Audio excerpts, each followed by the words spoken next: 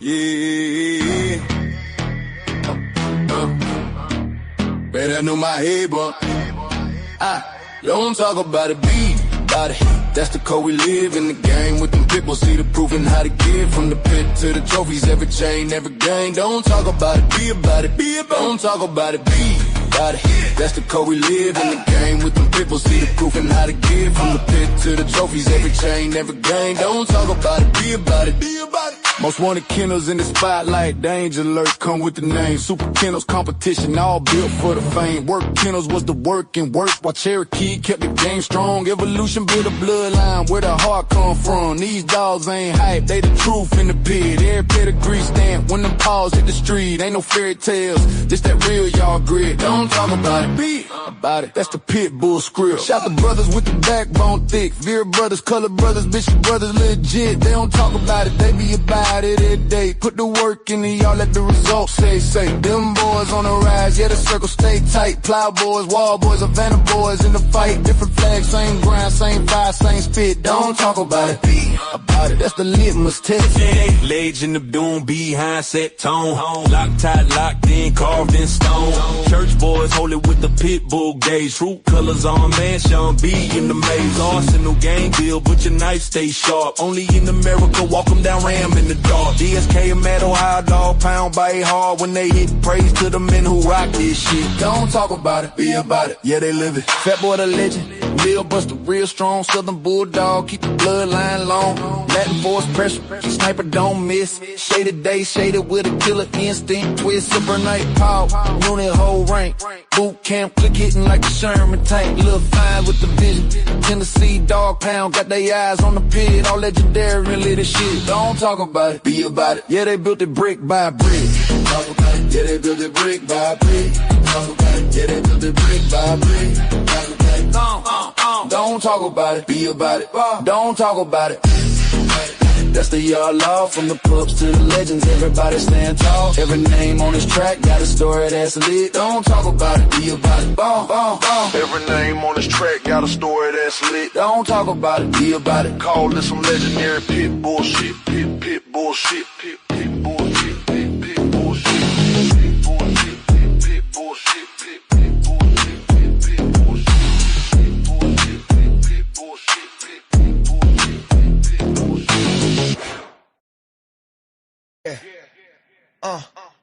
It's Mo and Mike in the house. Going hard with the legends. Paying homage, you know. Yo. Twins Mo and Mike, we running this game. Legends in the making, never gonna be the same.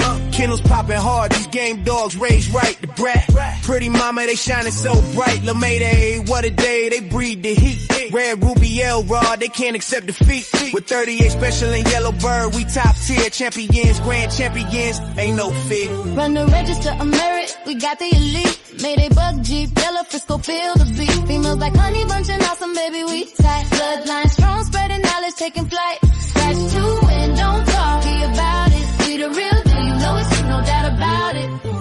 KPTO, the modern Earl Tudor.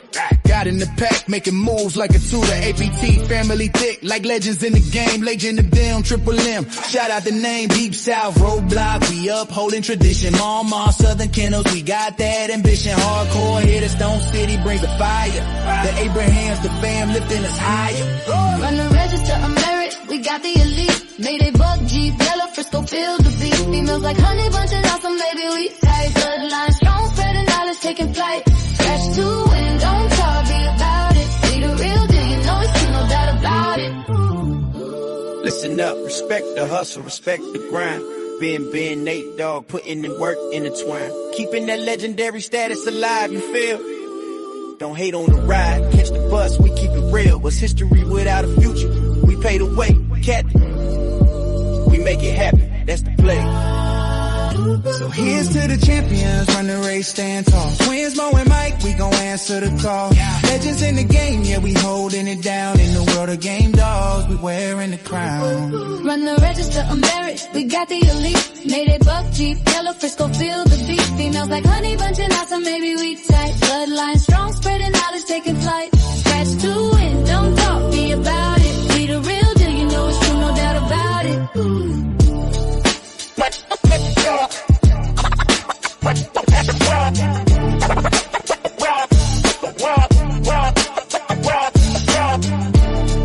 Shout out to Ohio Cash, the man with the plan, Rastaman Boom, Schoolboy, aka the.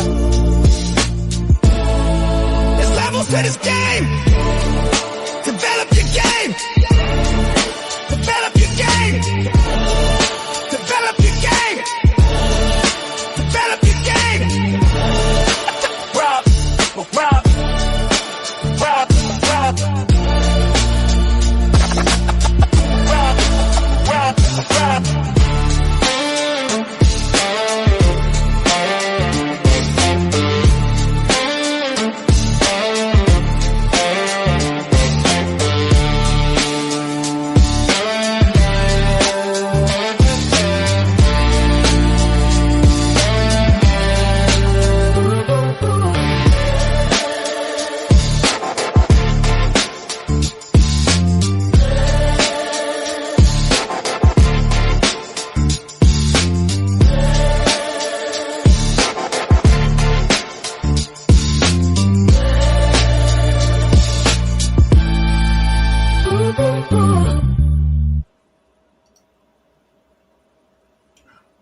What up?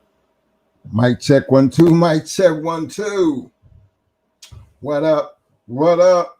Oh Lord, let me cut this down a little bit. Okay. What up, everybody out there in the Shark Tank? Big shout out to all my people out there on the back street. Y'all know what time it is. It's Hot Mic Friday. Don't forget to hit that like button. Don't forget to hit that like button. Let me see what we got going on here tonight. Big shout out to my main man, longtime supporter, the one and only Mr. Dickie Foster in the house. What up? Bam! Yo, my man's in there. Big shout out to my main man, Mr. Carlos Lee in the house. What up? Bam! Big shout out to my brother from another mother, my man Pit Dog in the house. What up, fam? Simplified fam. The one and only. My man, bite down and shake that like button. The one and only Double M Tespo in the house. What up, fam? Yo, big shout out to my man. Heavy 360 in the house. What up, fam? Yo, the insane honey badger. What up, fam? My man, Mr. Paul Johnson. What up, fam?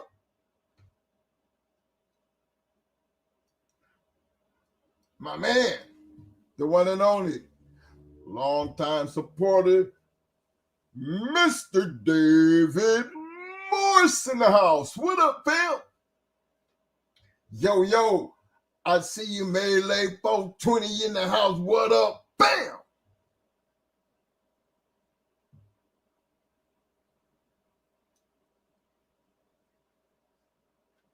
Big shout out to my man, what up? That leave his Haynes in the house. What up, fam?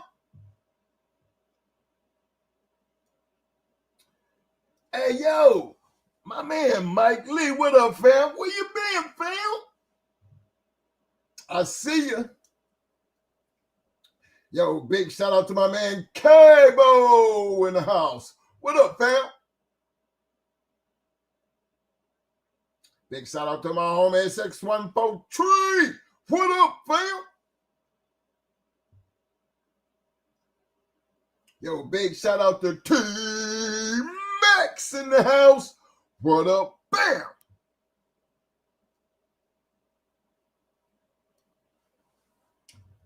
Coming in, kicking that dough down, showing that love with the 10-piece. The one and only Mr. Guy Costin. What up, fam? Hey, what? Big shout out to everybody who showed up tonight for this Hot Mic Friday. Don't forget to hit that like button. Big shout out to all my people out there on the back street. You know I can't forget about y'all. What up, fam? Hey, man, you know, we always talk about these, you know, always talk about the American Pit Bull Terrier over here, and we talk about the past. But the thing is, what we're trying to do is just give you more like an insight on the history of, again, I always talk about this is our experience, but you can learn from other people's experiences. Now, everybody, we all experience things different ways and shit, you know what I'm saying? But if it don't be for the learning processes and experience, there would be no need for books. There would be no need to try to learn and achieve anything in life. Times have changed when it came to these bulldogs, and we're talking about many, many years. When we talk about our part only really consists of like 20 plus years. So we try to pick things up from where we came into the game. But, Mo try to take you back to tell you like when he first learned how to read papers and he understood, what he had prior to, he had a better understanding of what we had prior to knowing. Remember, we had good dogs, great pedigrees and everything, didn't know shit. But once he learned, that made us that much better. So imagine you taking that you have learned, and then you meet other guys who have had that experience and you learn more. And then you have to find yourself, find your way, and you have to apply all these things. Well, fellas, in the process of applying all these things you're learning, let me make one thing, clear. When you're dealing with these dogs, and for the time and the money and the effort that you put into it, I suggest that you really do have some type of plan. You know what I'm saying? Because the plan is the key to your success, regardless of whatever you choose to do. Mo calls it, the formula, the foundation. The building, you got to have a foundation. He just giving you the blueprint. And then it's up to you to build the blueprint up. Now imagine all the things, that we talk about and the great dogs over that 20-year span. A lot of these dogs that we talk about back in our time is, and some of you guys, 4th generation. Think about it. If they in y'all 4th and 5th generation, think about in our time when these dogs was in our 1st and 2nd generation. I mean, the great dogs that created the dogs that's in your 4th generation that created those dogs was in our 1st generation. So understanding the growth and the plan, and there's been enough breeding and, information out there where you can learn. I mean, all you have to do is just pay attention to build your plan, because that's the thing about when you dealing with these dogs. We can tell you all the history and all the things that we learned from other people and how we applied it to the things that we did. All that is fine and dandy because you have some type of reference. But the work happens when you start applying your own plan. See, we might talk a lot about the past, but remember, we go all the way back and we work our way up into what was considered our future. When our future became our history, that means the dog game stopped. The dog game never stops. The breeding programs never stop. The quality of the dog still always going to depend on the man with the dog. Regardless of how much time has passed, fellas, those are certain things that just never change. The thing is, you never know where you're going to fall in when it comes to the future of these dogs. Nobody, from what I know, and including ourselves, we never knew you know, which way this shit was going to turn out. Even when you do any type of breeding, you know what you know, you put it together in your head, but there's no guarantee you're going to get what you're going to get out of it. That's why it is so important, you know, to put in that homework before you do what you do, because you're going to have more confidence in what you're doing because you took the time to plan, and you want to make sure that the percentages of success is going to be in your favor.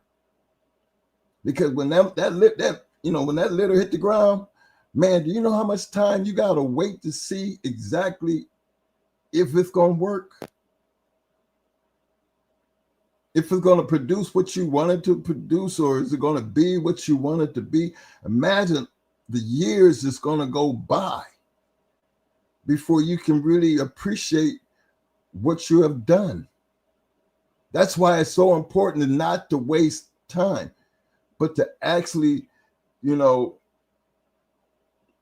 get as much reference and understanding of what you're doing when you're creating your own plan.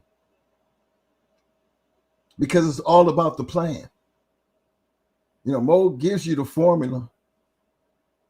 I mean, I sit back and tell you the business side of it. I mean, for me, the business side of anything, as far as these dogs is concerned, is, you know, you got to put in the work every day, that you got to go up out there and feed them, buy the dog food, clean up behind them, maintain them. The maintenance is just as important as the damn breeding program. Because if you can't take care of them, then why would you be trying to create more of something that you can't take care of, or more of something that you ain't willing to put the work in? See, all this goes hand in hand, you know. And I'll tell you again, this dog is not meant for everybody. And with keeping that understanding, when you're doing what you're doing, think about, you know, are you one of those guys that these dogs ain't meant for? You know what I'm saying? Or are you one of them to be on the high end of these things and say, I'm going to put in the work and I'm going to put the dedication in. I'm going to understand what I'm doing and I'm going to be successful. And the success is always going to be shown in my work and not in what I say. You know, and that's something about these dogs, man, that you really don't really have to say anything. I be standing on that. You don't have to really say anything, because your dogs will and have always spoken for themselves. So tonight we're going to be talking about, you know, that master plan. Yeah, you know, we was back in the day and everything, you know, and they, you know, like we talk a lot about our KPTO and him and Mo, and we've talked about other people's yards, Southern Kennels, Hardcore, just to name a few, you know, Stone City. I speak of them because, you know, we basically, you know, when we changed up on our yard, that was the direction that we went in, and that's the direction we rode. We weren't trying to, you know, we watched what they did, but we made it our own, because we didn't do exactly what they did, but we kind of took the ideal and just rolled with it, you know. And so tonight, you know, we put that link out there because we want people in the Shark Tank. We want you guys to come up, you know, take advantage of this conversation, because here you get a chance tonight. You get a chance to just ask or talk or share some information or things that you might have experienced along the way, because this is all about a learning process. You know, understanding, you know, we all get together every Tuesdays and Fridays, and yeah, we might have our war stories and talk a lot of things, but tonight I want to open up the floor, because again, you know, it's okay to step out there, you know, and ask your questions. You see, over here, you don't have to pay to get your questions answered. But also, we don't, we put that link out there for it to be used, because share your experience. Share your ideals on why you do the things that you do, because it's important as you move throughout the this process of understanding that you share that information with other people, so it helps you critique whatever you're doing. Because in life, and even in this dog game, you never really ever stop learning.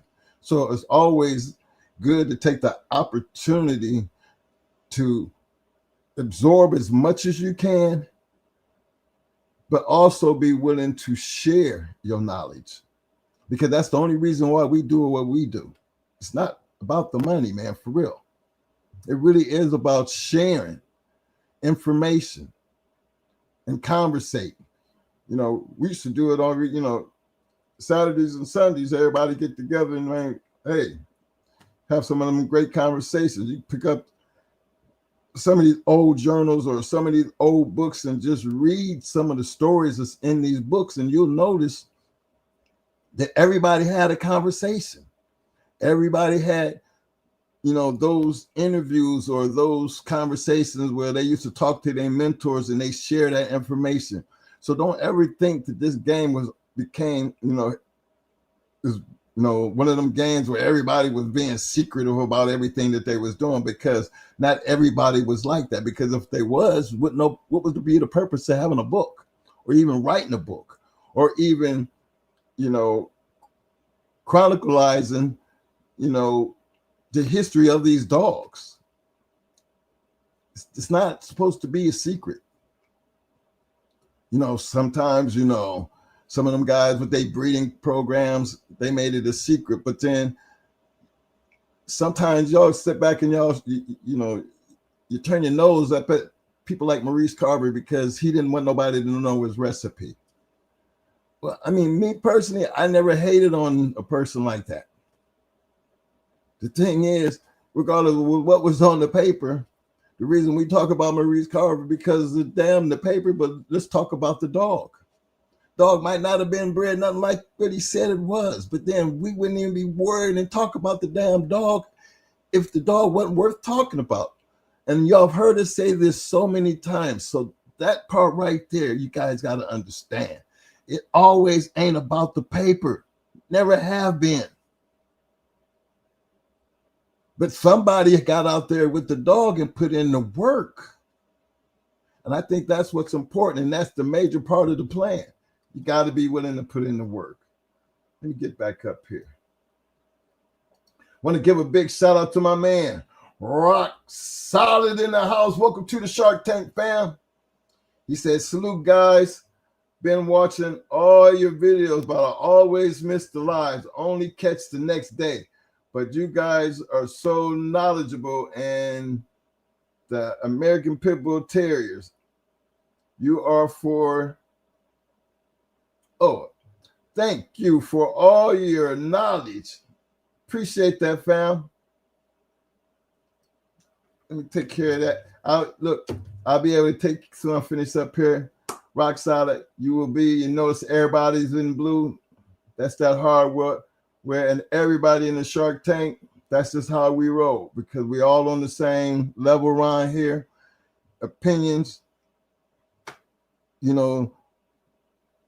like they like assholes. Everybody got one. But the thing over here, you're entitled to share your opinion.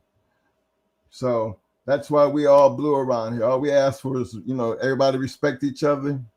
Remember, when you say Shark Tank, remember how sharks is. They can be brutal. But that's okay. Swim with the pack. You'll understand how we roll, but don't hold back. Share whatever you got on your mind, because they can handle it. Let me see. Let's see who I got here. Big shout out to my man, J Rock. What up, fam? Let's see what else I got here. Big shout out to my man, Vladimir Irving's in the house. What up, fam?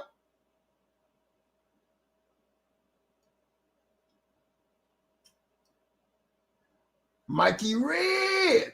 Mike Red, what up? Mike Red boy, what up, fam? That's my man from Shreveport in the house. What up? Bam! Big shout out to my man, Mr. Barry Taylor's in the house. What up, Barry? Oh man, what up, fam? Let's see what else I got here.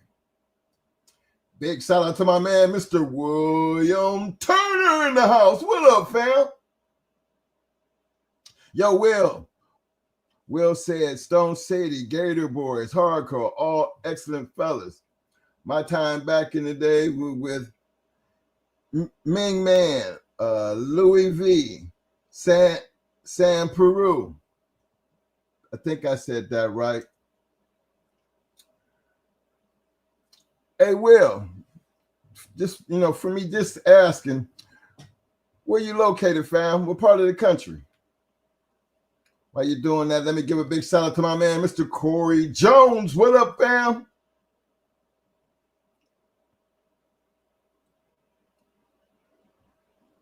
Like I said, them circles out there back in the day, they were so big, you can't really know everybody.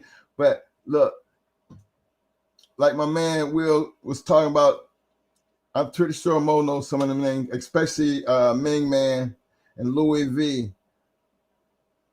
I've heard those names before, but hey, that link's out there. Don't, be willing to share some love. Let me see. I know I got to be the insane honey badger back there. Hey, insane. All you got to do, fam, is do your mic thing, and I'll be able to connect you, fam. Let me see here. My man, Mr. Corey Jones said, get from over here where we bulldogging and go where it's safe. Where it's safe at with your pretty pedigree. LOL. I ain't going to never forget about that. Yes, sir. Montreal. Okay, see you up there with my man, Mr. Old Man Jerome and the boys. Okay, I feel you. We was up in Ohio, so that's where I probably knew them guys from, because they came across that border plenty of times, knocking them boys' heads up there. They had a run up there for a minute. Let me see here. Who else I got here? Well, a big shout out to my people from Montreal representing. Yeah, I see you said near Jerome back in the day, but went to New York a lot. Yeah, that Buffalo, Rochester area up there in that Erie area. Yeah, we played around a lot up in there too. Yes, sir. That's why I told you I knew them names from somewhere. Let me see who else I got. Big shout out to my man King James in the house. What up, fam? Let me see here. Hey, Mo, you out there, bro? Yes, sir. Yes, sir. My man Will Turner in the house representing the Montreal boys up there, man.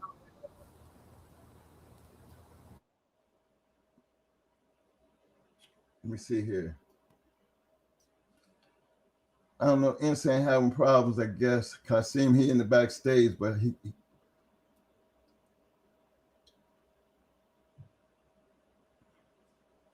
all right, Mo, you there? It's on you, bro. What up, y'all?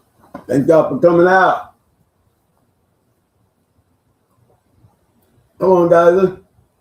I want to make sure we all get in this thing in here, because I'm gonna be up there coming out to you guys asking a lot, Like, I think one of the ones that I want to start off with tonight, y'all, is the Turtle Buster dogs. You know what I mean? The Turtle Buster dogs. Because they're one of them names that down there go back there like down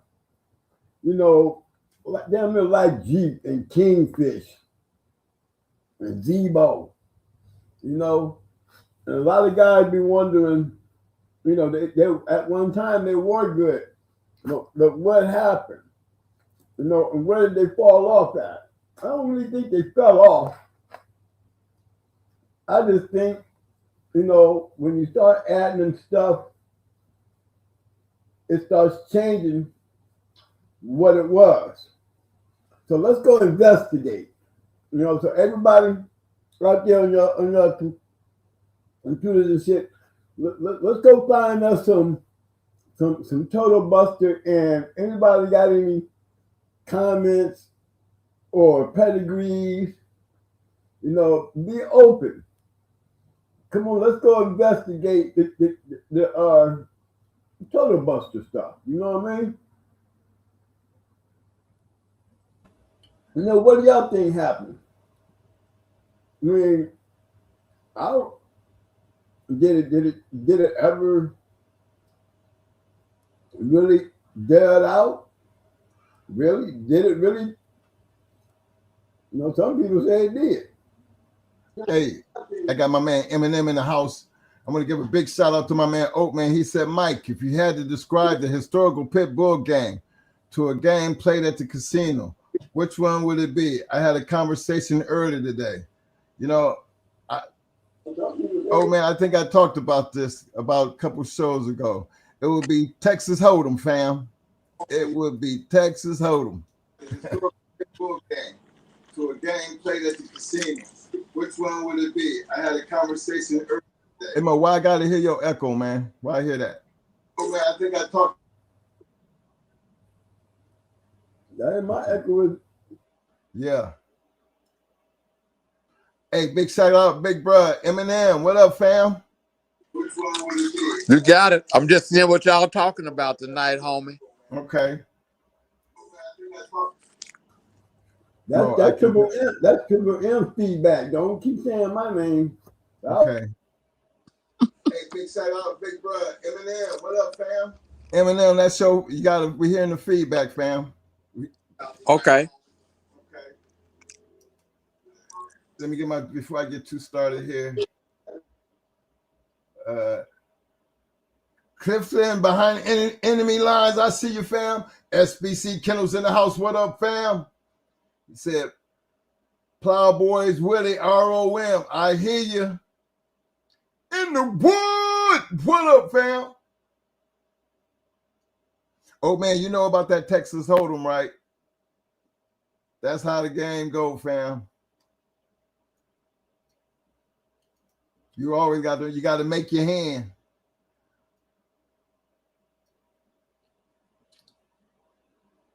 All right, Mo, it's on you, fam. I just wanted to get them out the way. That is it, yeah. SBC Kennels, yeah. And we got the legendary M in the house. Go ahead, big bro. While I'm doing this, while I'm looking at this thing together, man. What's up, big bro? Yeah, SBC Kennels. You got it, man. I'm just seeing what y'all talking about tonight and what y'all jumping on. Well, I will tell you what I want to talk about when it comes to you. now, your daddy brought you up in this thing. You know what I'm saying? And we hardly ever talked about dad. You know, you need to talk about dad tonight, man. But see, you know, when I got into the thing, my dad and my uncle was the finance behind it back in the day. And I was putting it together. We hardly ever talked about that. You know, you need to talk about dad tonight, man. But see, you know, when I got into the thing, my dad and my uncle was the finance behind it back in the day. And I was putting it together.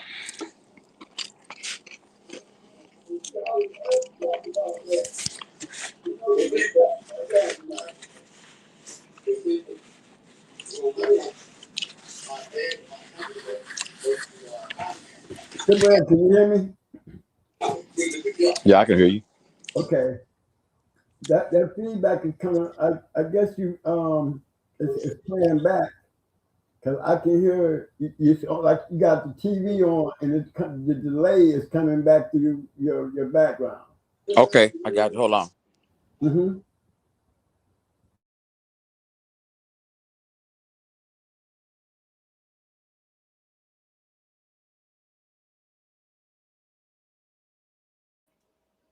Big shout out to my man, Mr. Garland Midget in the house. What up, fam?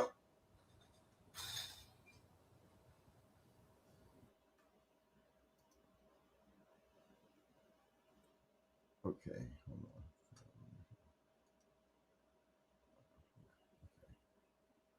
on. Okay, where we at here? Where we at here?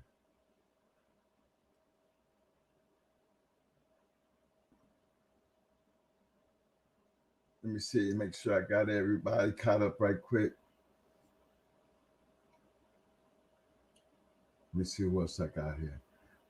Big shout out to Melly Montana TV. What up, fam? What's up, Melly? Melly says, off topic, does anyone have a problem with the noises, Red Boy, loud and annoying stuff?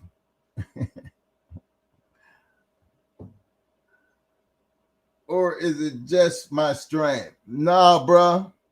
Nah, man. They whine. And I mean, when I say they whine.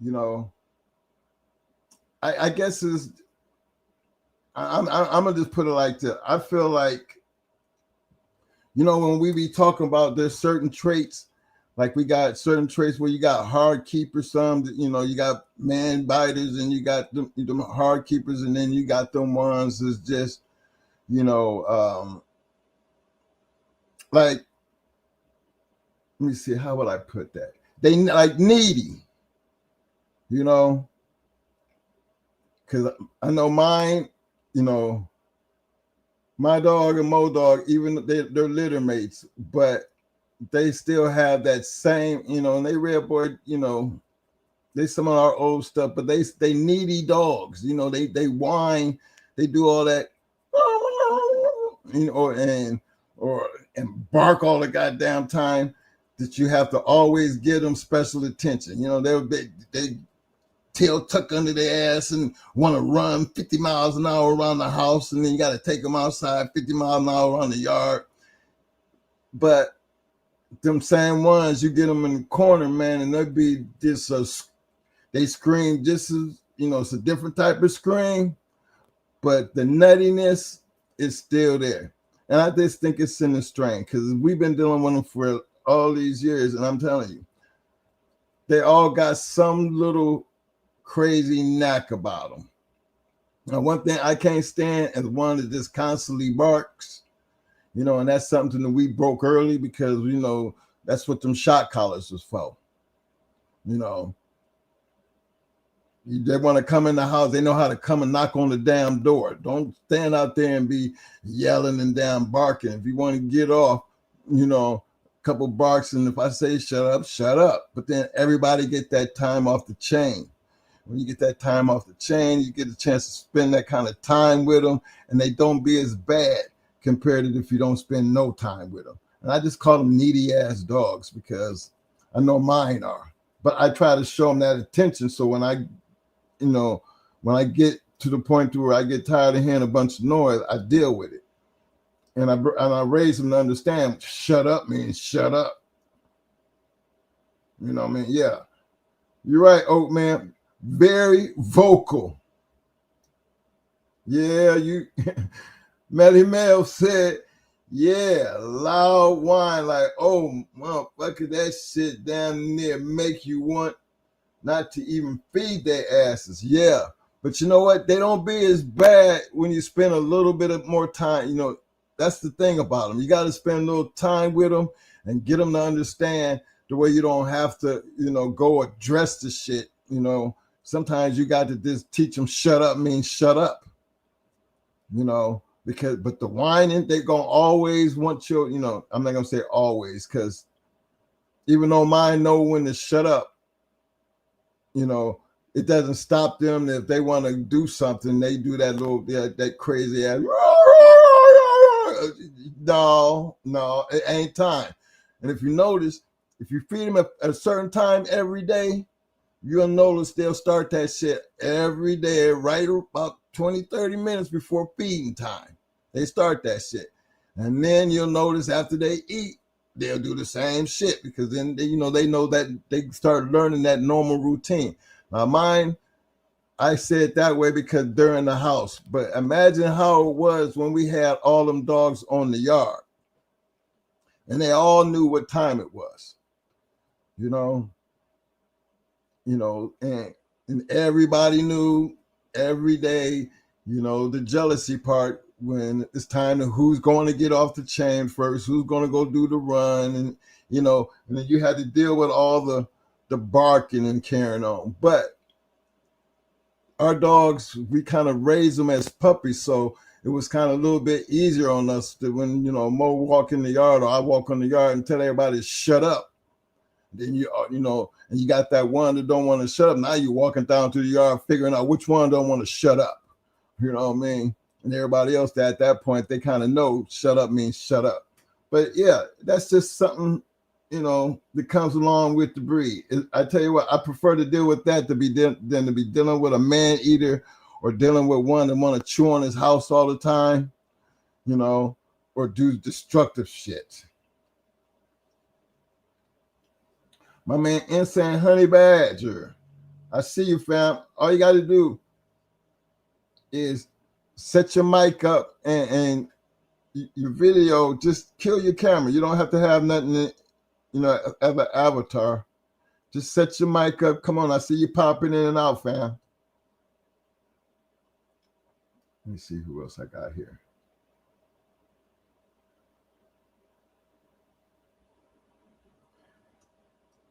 Okay, I see you said, Manny Mel said you have that Bailey stuff.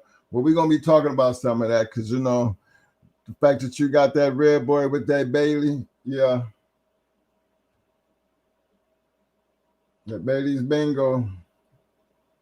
You see a lot of that shit nowadays.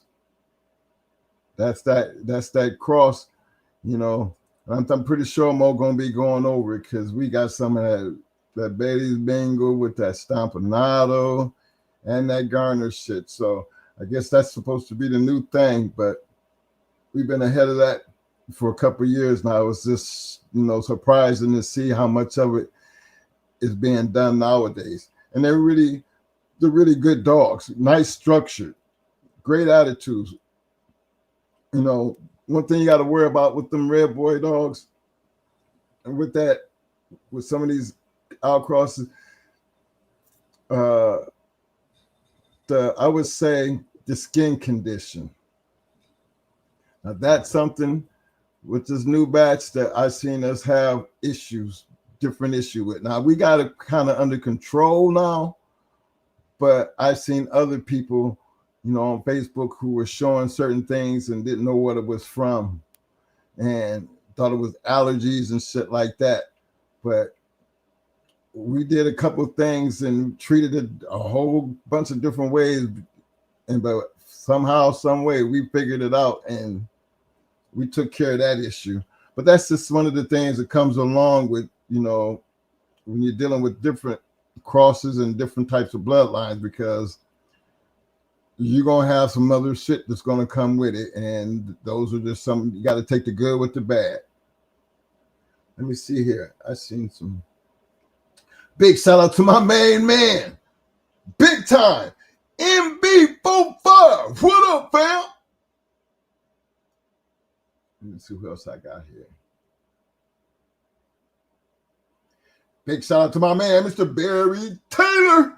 What up, fam?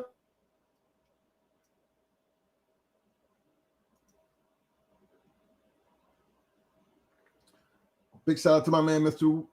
Woody Taylor. He said, back in the day with traveling, etc., the routine is so important. Even small amounts of time in a crate. Yeah. You had to socialize them and get them into a routine for sure. It's a lot of work, especially. Hey, man, I'm glad you said that, Willie, because you know what? We pushed that from day one, spending time, because it is so, man, to me, I think you got a better dog. When you got a relationship and spend time with your animal, man, especially these type of animals, hey man, the things that they will do for you is amazing because they strive, they look for that attention. You know what I'm saying? Now, I ain't never been a fan of a shy pit bull because we ain't never had shy pit bulls. So I wouldn't know what a shy pit bull look like. But, I've had them crazy ones to see themselves in a mirror, walk by in a window. This is a socializing part because Judo did this. I guess it was his first time walking by a mirror. And he happened to walk by a mirror and he immediately happened, it must have caught him out of his peripheral vision. And he just immediately, while I'm walking, he just turned and hit the door. And I'm like, damn. I mean, he hit it hard.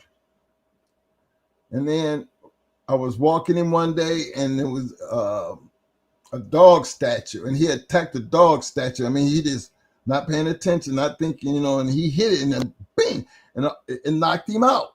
I mean, he hit it so hard. I thought he had killed himself. But he was one of them type of dogs, he wasn't shy, but he was just overly, he just had high energy. But he was a good dog. Hey, Mo, you out there, bro? I'm just trying to keep things moving. I mean, you act like you're trying to do the show, man. I'm just sitting back. I'm putting my shit back on mute. Oh, no, dog. I was just answering some of them questions. Eminem, you can drop in. You can jump in there anytime. I think Insane Honey Badger was trying to get in, but I couldn't get him in.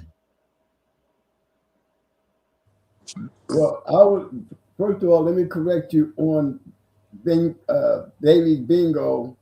Oh, okay. And Bailey's Bingo and St. Benedict's Bailey are two different Red Boy dogs. Okay. The dogs that we use are St. Benedict's. Okay. Okay. Yes, sir. So on that tip. On far as anybody, I'm out here trying to find on Pairs Online Kenny Gaines Champion Turtle Buster. Somebody, if you can pull that up for me, can you give me the number? Because it's like, what happened? They don't put Turtle Buster dogs on Pairs Online no more. I couldn't even Google it. Shit. Go ahead, big brother. Step on in. Because I'm still looking for the answer to my question about Pops.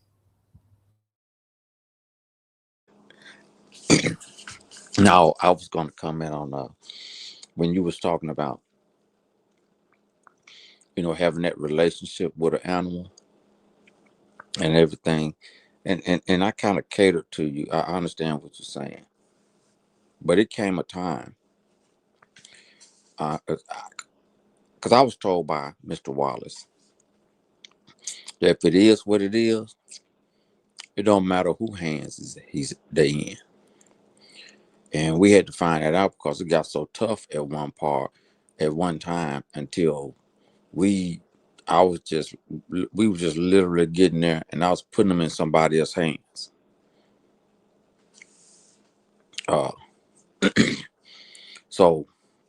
And they still did what they were supposed to do. But now I have to say again, I had some, during those years we were breeding all that stuff, and even after my daddy passed away, and it was me and it was the wall boys and it was the pole man, 3 different yards there. That was the same. It had some decent animals that where you could just put them in somebody else's hand and it didn't make a difference.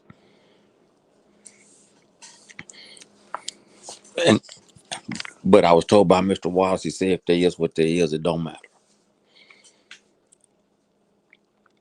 I can't count the times I probably did that.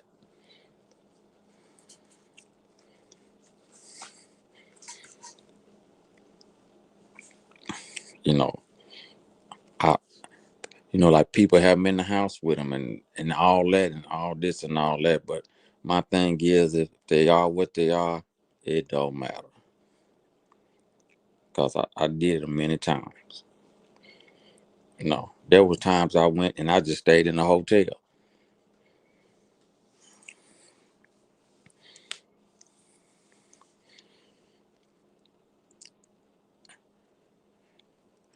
I just thought I'd drop a little something on that. Well, keep going, man. You dropping knowledge. Don't stop there. Keep going. Nah, I'm gonna sit back and listen. I'm just putting it in. You know, there was time when me and my father just stayed in the hotel. It didn't even show up. Yeah, I know a lot of guys that go out there and condition the dogs and they bring them in, and once they hit the weight, they pass them over to the handler. You seen that plenty of times too? Yeah, and it was and the thing is, you know, we did it because I mean, you know how things were when you just on the road at one time. I probably still got about 5 or 6 forfeits out there, never did get or more. But you know, then you just learn as you go. You know, a person, Jack Kelly told us one time. You know, certain guys been rivals with each other for years, and he said, and sometimes some people just don't want to go against good competition. And he told that to our face one time when we was talking to him. Crenshaw told me the same thing. So, you know, you run through this and that, man. I think one time we probably ended up eating had to just eat in 20 animals, and they fell off, you know, old age. Certain things happened to them on freak accidents, all that kind of stuff. But people have to remember, when I started breeding that K-Dog, she was 13 months. Somali was 16 months. Can you count the litter? And she came in heat every 3-4 months.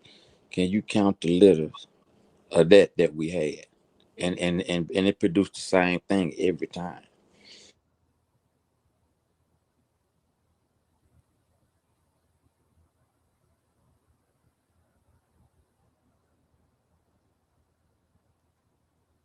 Well,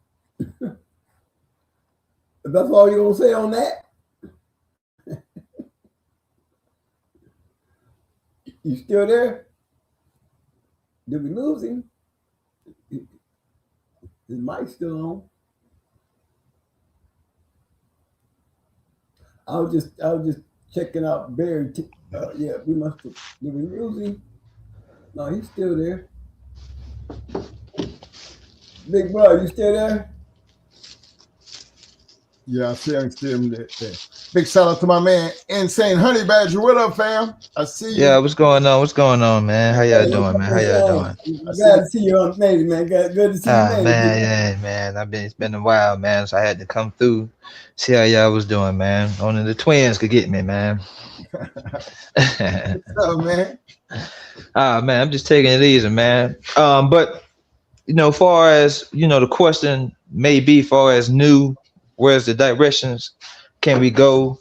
You know, far as the new world bulldog community, I would like to say that first, in order to start the new where we are now, we have to completely get rid of the old. So that means standards will have to change. That means a lot of the ways of thinking will have to change. That means we have to have a more open mind space to be able to allow people to try new things and to be able to express themselves differently when it comes to them dogs, because as much as everybody hates the tree hugger, they actually think that when these dogs get repossessed, they actually go back into good homes. They don't know that these dogs get slaughtered. So with that being said, I never really had any problems with my local, pound or the city fucking with me behind my dogs, anything like that. And if anything, I always been cool because I never hid anything, from them. I never been in this position where it's like I take my dogs with me everywhere so the city sees me. I like small towns, things of that nature.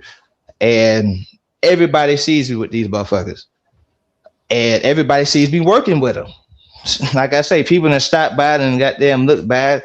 Then, when I was, open with it, before, I got in the position I got now, stopping by, passing by, and seeing the dogs hanging, sprig pole, they'd be like, damn, I thought the damn dog was, neighbor be like, damn, I thought the damn dog was hanging, choking or some shit. I'd be like, no, he back there, playing.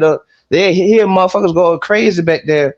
And I didn't know that certain cities or certain towns have a certain love for these dogs, for these bulldogs, especially for the ones who don't do anything with them. And we criticize breeders, or we criticize people who come into the dog game that don't really contribute anything to the game, but for the love of the dog.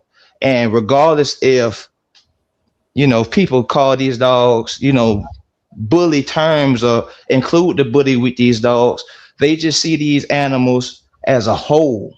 And what we have to start doing is accepting the fact that how they see it is how we need to function with it, because we can't really be secretive when it comes to these dogs, because we're going to always get the dog fighter, persona.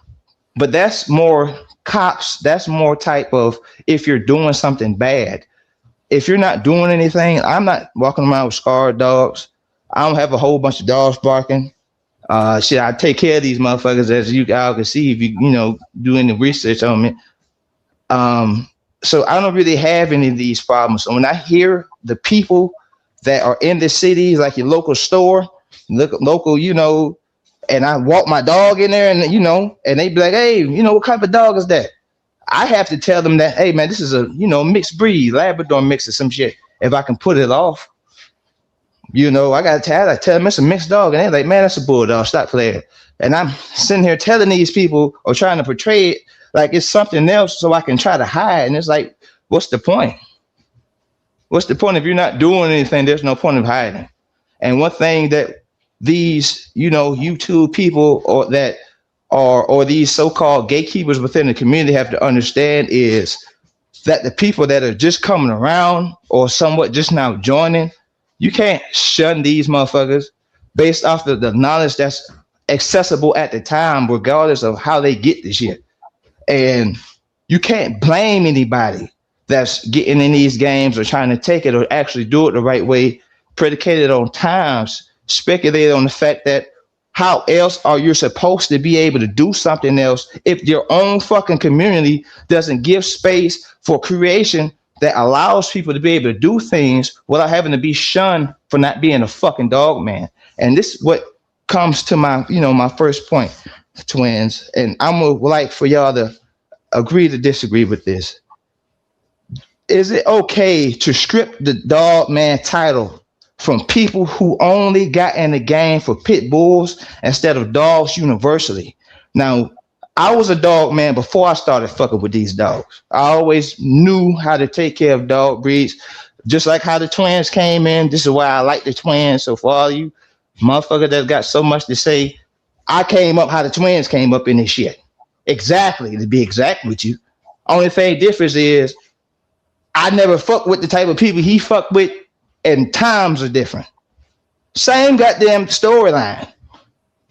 I train my dogs the same way. I never came in here with the mindset of, oh, I got pit bulls and I have to separate my mind of thinking from having to come up with people who got American bulldogs, hog dogs, things of that nature. I came up, in the South, so I seen a lot of people raise shepherds. I have to adapt to my surroundings for what I have with my dogs. So I don't feed regular feed when it comes to my dogs, because as a dog man that didn't just own pit bulls, I know how to make my own fucking dog food. So as a dog man that was a dog man before I started fucking with pit bulls, and not isolated the pit bull as its own self and forgot any other breed, we have to accept the fact that, hey, if we want to be accepted We have to be accepted by everybody the fuck else. And we have to get away from this gatekeeping ass bullshit that's within the community, hogging us, keeping us down with this crabber and the better ass mindset, mind thinking of always hating on each other, because who the fuck is going to take us serious? If we trying to do something and the group that's trying to do something got favoritism playing in their shit, how the fuck is we going to get somewhere? And if that group don't work, that group don't work, is there any real unity within this shit? I mean, from the start, from when the twins was calling this shit the frat to begin with, I always question that. Because hold on. How the fuck can I be in a frat with somebody who will call me green, predicated on the fact that I wasn't in his time? How? And he don't know shit about dogs. But only thing he knows is how to fight a dog or how to fight a pit. He don't know shit else about no Cocker Spaniel, about no goddamn American Pit Bull. About no American Bulldog. He don't know shit about no staffs. He don't know shit about no protection work. He called me green. It's time to assess and reassess this shit, and we all have to take as a group of all these things into consideration if we're going to move fucking forward.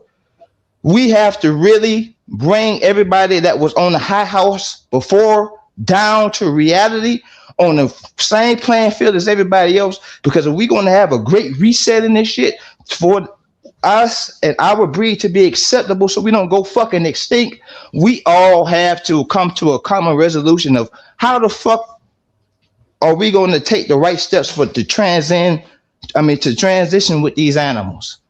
What are the things are we going to do, or what are the activities are we going to imply that we're going to enforce, stand on, get it community-wise with the bulldog, man? We have to take this bulldog fraternity shit serious if we're going to call this shit a fraternity. Otherwise, it's just a bunch of group of niggas,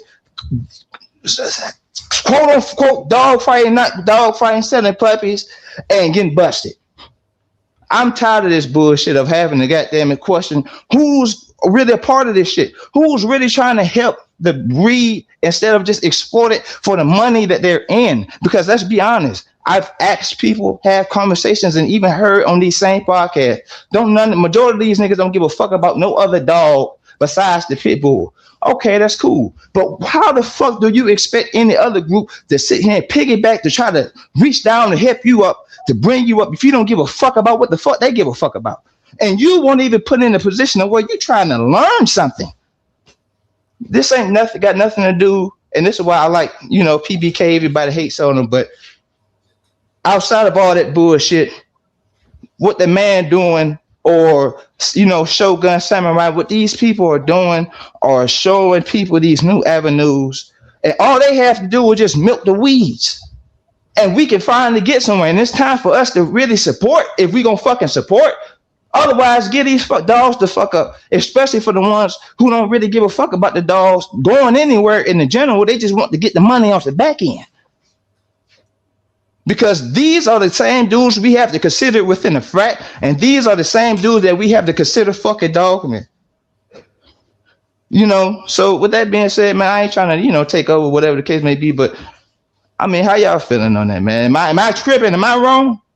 Am I crazy for feeling this way about the dogs that I have that I possess, because I have to walk around these same people within the same community as you motherfuckers that don't give a fuck about these dogs.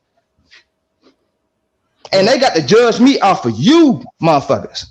So whenever y'all get busted off some dumbass shit, or whenever y'all get caught up in some damn, I ain't got the time to clean up the damn bowl, wake up the yard, you don't give a fuck, and I got to get the back end of the stick of that shit, and they got to assume that I'm a slum fighter or some bullshit.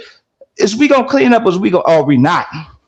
Are we gonna be dog men progressing, or are we gonna be Facebook, YouTube, and I'm not dog fighting, I'm a dog man, I'm shunning that shit online, but on the back street I'm really that shit?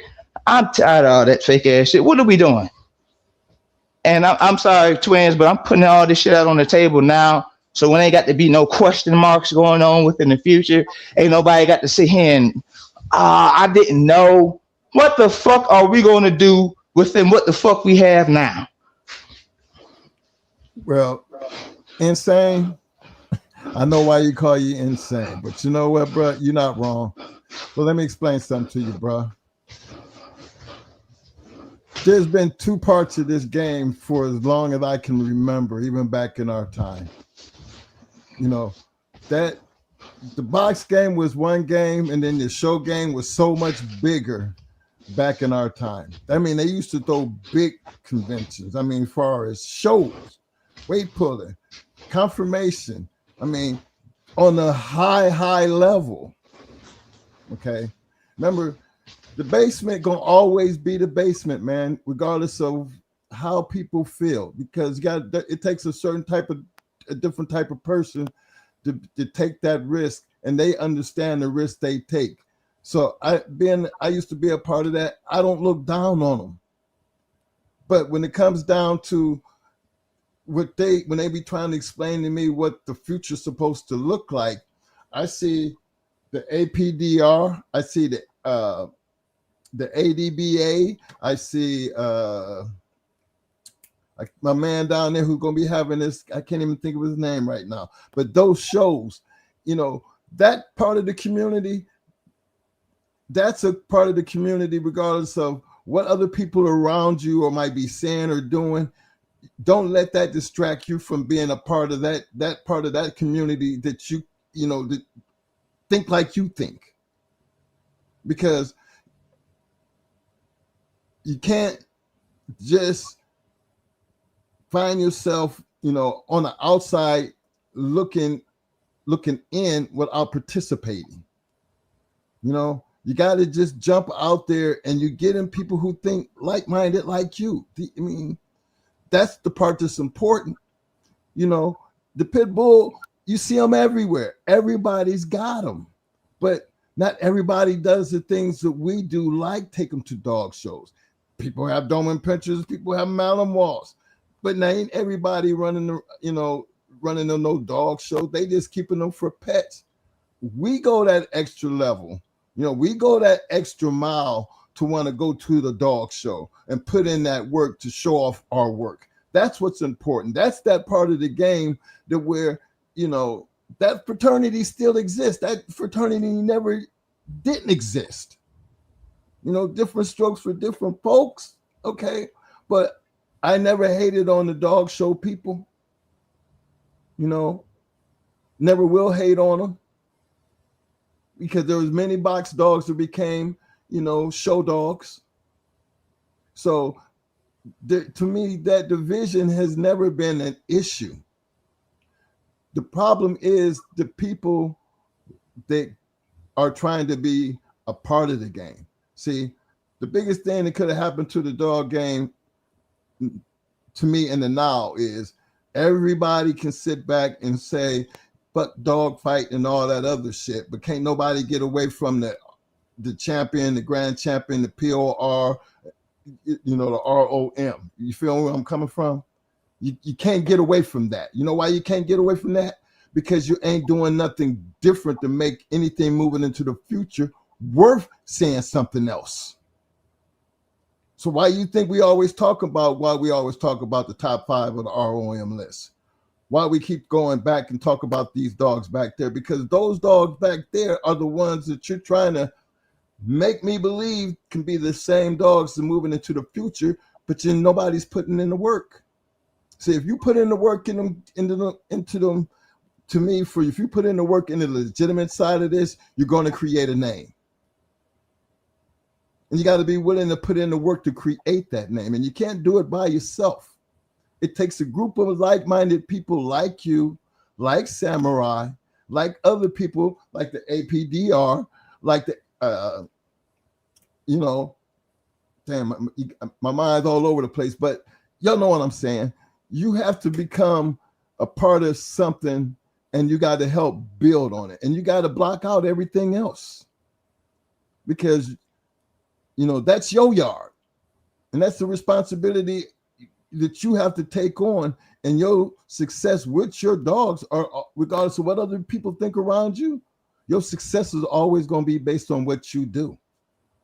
And so long as those avenues are out there that you can find yourself competing, if that's what you choose to do, compete, my brother. Don't let the outside interfere with what you're trying to do. Don't kick the rest of the fraternity under the bus, because you know, just like everything, a lot of people out here trying to be things that they're not. A lot of people act like they know what they know, but a lot of people out there ain't trying to do what you're doing. And that's what's going to make this thing change. When they stop talking and start doing. Show up to those shows. Put in that work. You know, you're not on that bus by yourself. All I'm saying is, don't be discouraged by what other people say or do. Remember, this YouTube thing, you can say and be whatever you want to be. Facebook, all that social media, you can do and say and do it whatever you want to be. But that's not what made the game what the game is. It never was a part, you know, when I'm saying the game. Y'all know what kind of game we play. You know what I mean? Nah, it ain't for me, twin. No, you know, not to cut you off. Nah, that ain't for me. Because the perception about this shit, you know, and people, the perception, you have to understand the perception. We can't get away from the perception, because I don't understand, where did the pit bull come from? What was its purpose? Long before I was born. So I'm not going. I can't take nothing away from what the perception of what fuck the perception. I'm talking about the reality. No. No. That's what I'm talking about. See, I'm glad we talk about this. I'm glad we talk about this. See, right there. No, we don't. If we gotta go forward, we have to get rid of the past. Let's be honest. Come on, the perception can't be changed now. But wait a minute, because we get the wrong side of it. No, listen, hear me out. When I'm go ahead. Go ahead. You definitely good. You good. I'm dealing with reality. The reality is, you can't get away from what the dog was actually meant for. That's not even up for discussion. Now, perception is based on a person and what the man chooses to do with the dog. You ain't gonna never change the perception of a pit bull based on what was already done. But you see more pit bulls in normal people's hands than you have ever seen in your entire life, as far as me. Because I told you, I talk about my neighbors, people around the corner. I see pit bulls everywhere. So I don't think the perception of the dog is a bad thing, because they're good, loving dogs. Have always been great, loving house dogs. I don't think about perceptions, because if you walk down the street with a pit bull, right? What makes all of a sudden, just because you got a pit bull, you're supposed to be a dog fighter? Then I got to say that to my neighbor across the street, the two that live down the damn street. See, that perception goes right out the window, because I'm not a perception type of person. So I'm not going to look at them people just because they got pit bulls and automatically dog fighters. When you start talking about changing something, that changes already the change when I see other people with them. So that perception that you're talking about don't make sense to me when I see them everywhere.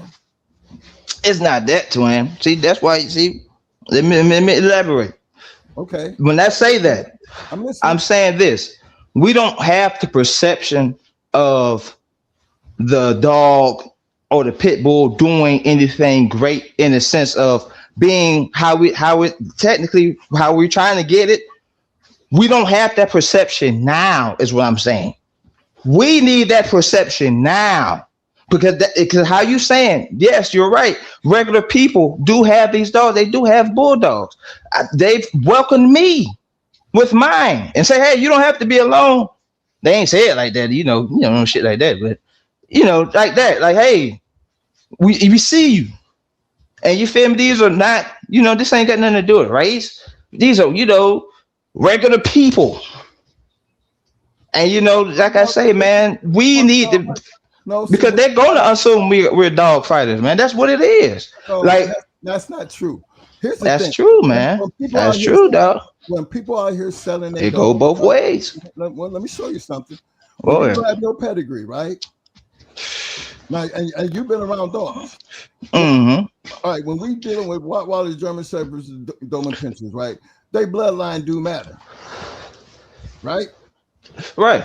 Okay, Pit Bull ain't no different. But here's the problem with the Pit Bull.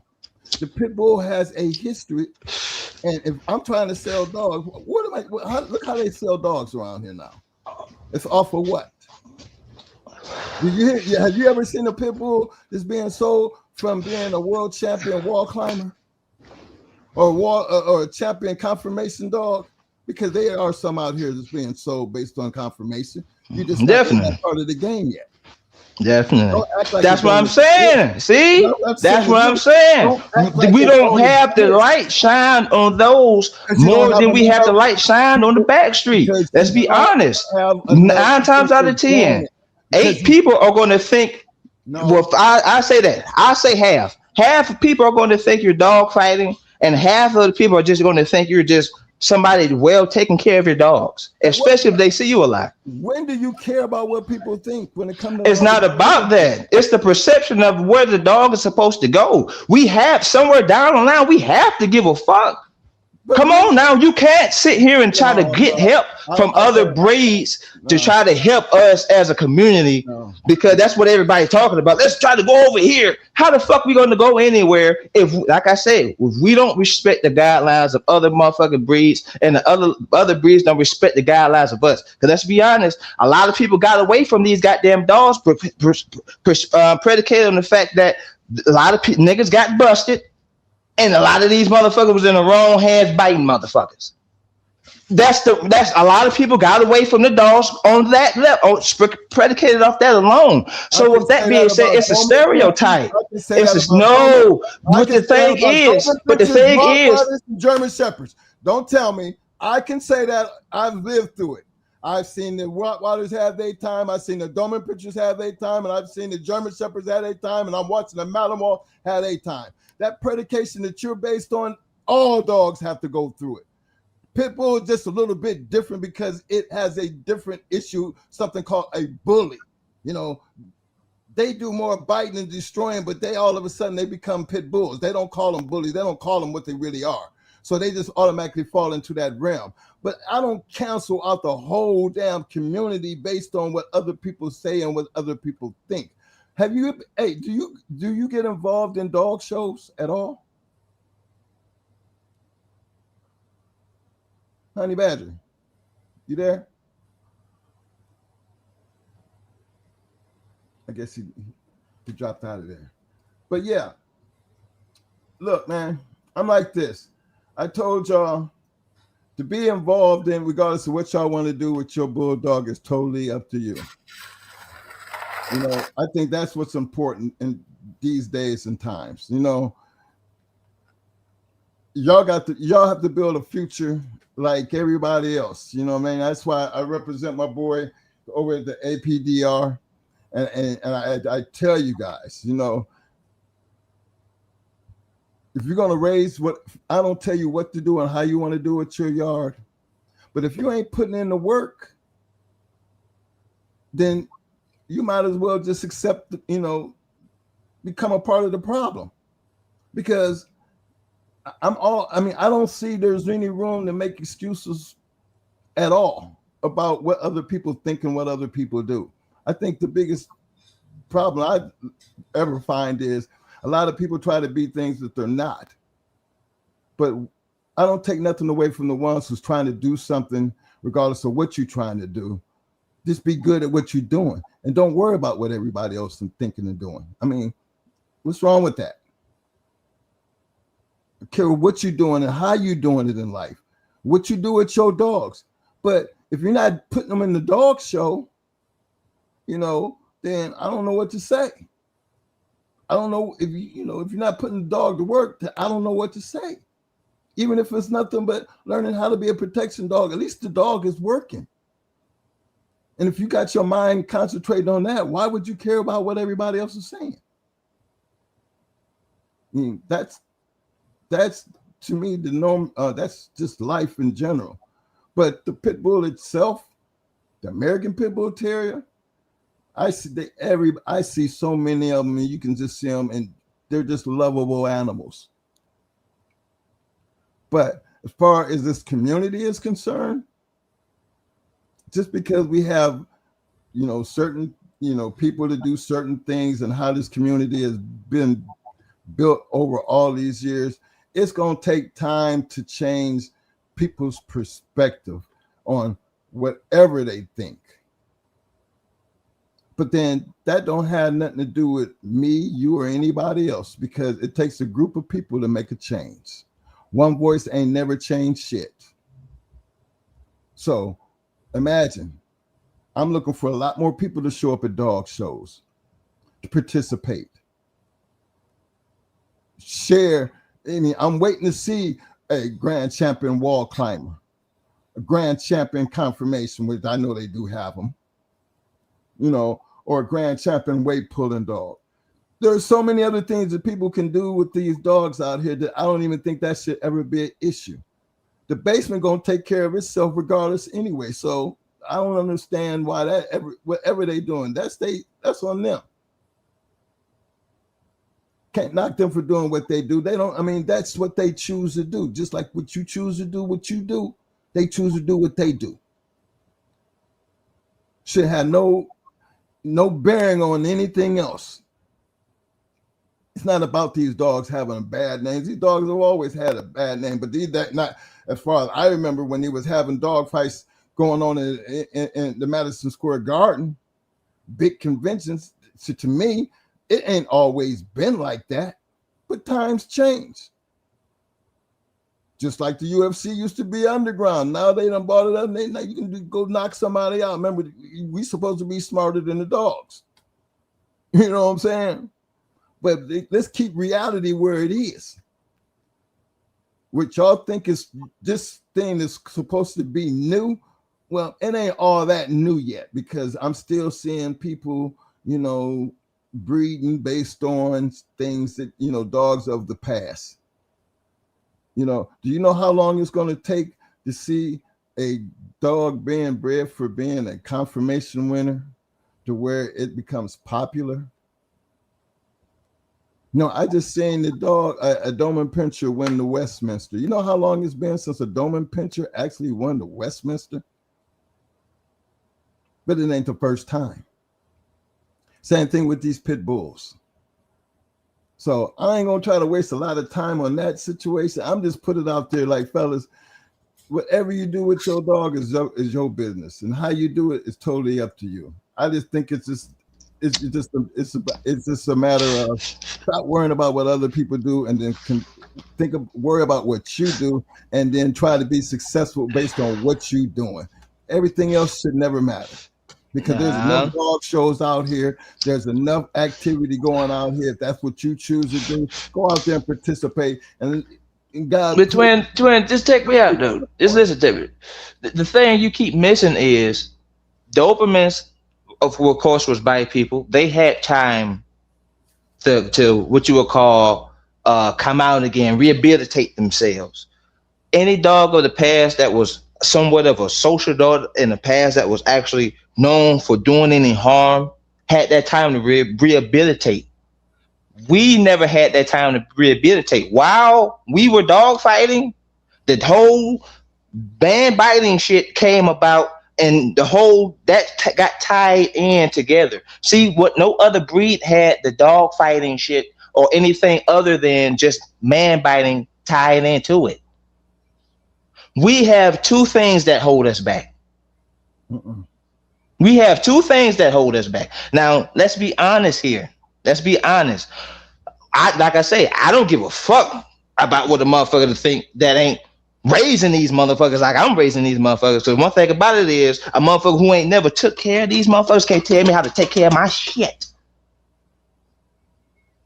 You ain't never owned one of these motherfuckers. You ain't never took care of them. You don't know what it's like to have these motherfucking puppies, and these motherfuckers just don't give a fuck. And now you got to sit back, got to hold back. You got to wait till this shit healed up for you to come back out here. They don't know what that shit feel like. So ain't no motherfucker who ain't never raised these motherfuckers gonna tell me what they feel like. But they in power of what I have.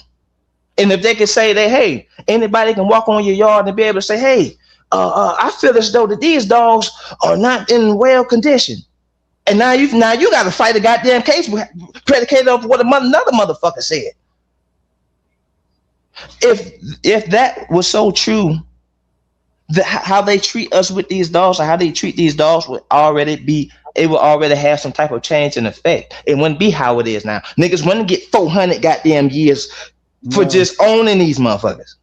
Bro, I mean, I don't know how old you are. Let's be honest here. Let's be honest here. Like I say, you still talk in hopes of this shit can be legalized. This shit will never be legalized. They will never respect this shit how the UFC, how they respected the UFC. They will never allow the regular people to be able to get money, just like with that shit going on with that cockfighting shit. It's a reason why, and they showing you with us, using us as an example of hell no. You motherfuckers ain't finna sit here and get your money up within my crisis. Take your ass to work. Let's be honest. A lot of factors play in the key role with us owning these goddamn dogs. They know that we can get money off this shit. Just know that they know that they can get money off their cockfighting shit. Let's be honest here. The only difference is the cockfighters stood together for them to be able to have face to be able to go up into the goddamn court systems to at least fight for that shit. We can't fight. We can't even start. Why? So let's be honest here. The perception that other people have predicated, and on top of that, within our own community, our own fraternity, how we feel about each other, how we support each other, all that shit matters. All that shit matters. So yes, you can say we don't care about what nobody else thinks because you could just own these damn dogs and just sit in the back. Hell no. I'm frontlining with these motherfuckers now. Well, go ahead. Because I come from a community of dog fighters. So you can't. That's the point. That's the point. And I'm glad that this is the I understand, twin. I'm not debating that. I'm not taking nothing from you. I'm not trying to challenge what you're saying. All I'm trying to get you to do is just feel me. No, I feel you, but I need you to feel me. Coming from the community that I come from, I said a community. You didn't see it. You don't hear us talk about nothing but the community that we come from. I'm not debunking that. I enjoyed that community. Now, I'm not debunking that. No, hold on. No way, shape, or form. I'm not taking nothing against that. All I'm saying is we not in that fucking community now. We getting 400 years behind this shit. This ain't no misdemeanor. This ain't no felony. We're getting 400 years. So your time and my time are two different times, man. And on top of your time, couldn't nobody call the goddamn people and they just go on your goddamn yard and take your shit? Bro. They taking our shit. Okay. So get out. It's a random motherfucker can sit here and make a call. I've seen this with my own eyes. The dogs are okay. The dogs are fine. All they sat here and said was all because the dog was whining. The dog was whining to get to a goddamn toy that was right there only a feet away, and he was trying to goddamn get to it within the cage to try to stick his arm out to grab it, and he was whining to get the motherfucker, and he got his whole yard tucked behind that shit. Can you listen to me for 1 second? Go ahead. I seen a man get shot protesting, shot dead. So don't tell me about how the law works, bro, because the law can do whatever. You trying to big dick me when it comes to real shit, man. That ain't right. How you gonna try to debunk me when I'm telling you about my reality? Again, you haven't seen this. Am I lying about what I'm saying? I'm not debating what you're saying. I seen my brother go to jail for 2 years for some goddamn steroids. So don't tell me I seen brothers go to jail for far less. So when you talk about reality to a person that's 65 years old, don't try to tell me about what the fuck reality is, because I've been living long enough to tell you what reality is. But so you tell me from a time that you lived. You haven't lived my time. No. I'm living my time.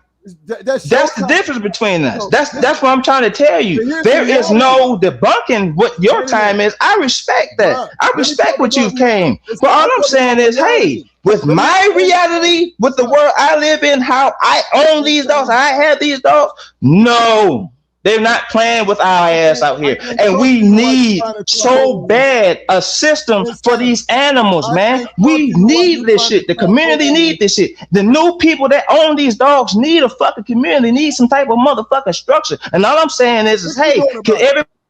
What are you doing about it? I said I can't talk with you talking over me, because I clearly understand what you're saying. Now you start answering some of my questions. Quit telling me, and I want to hear what you're doing to try to make things better.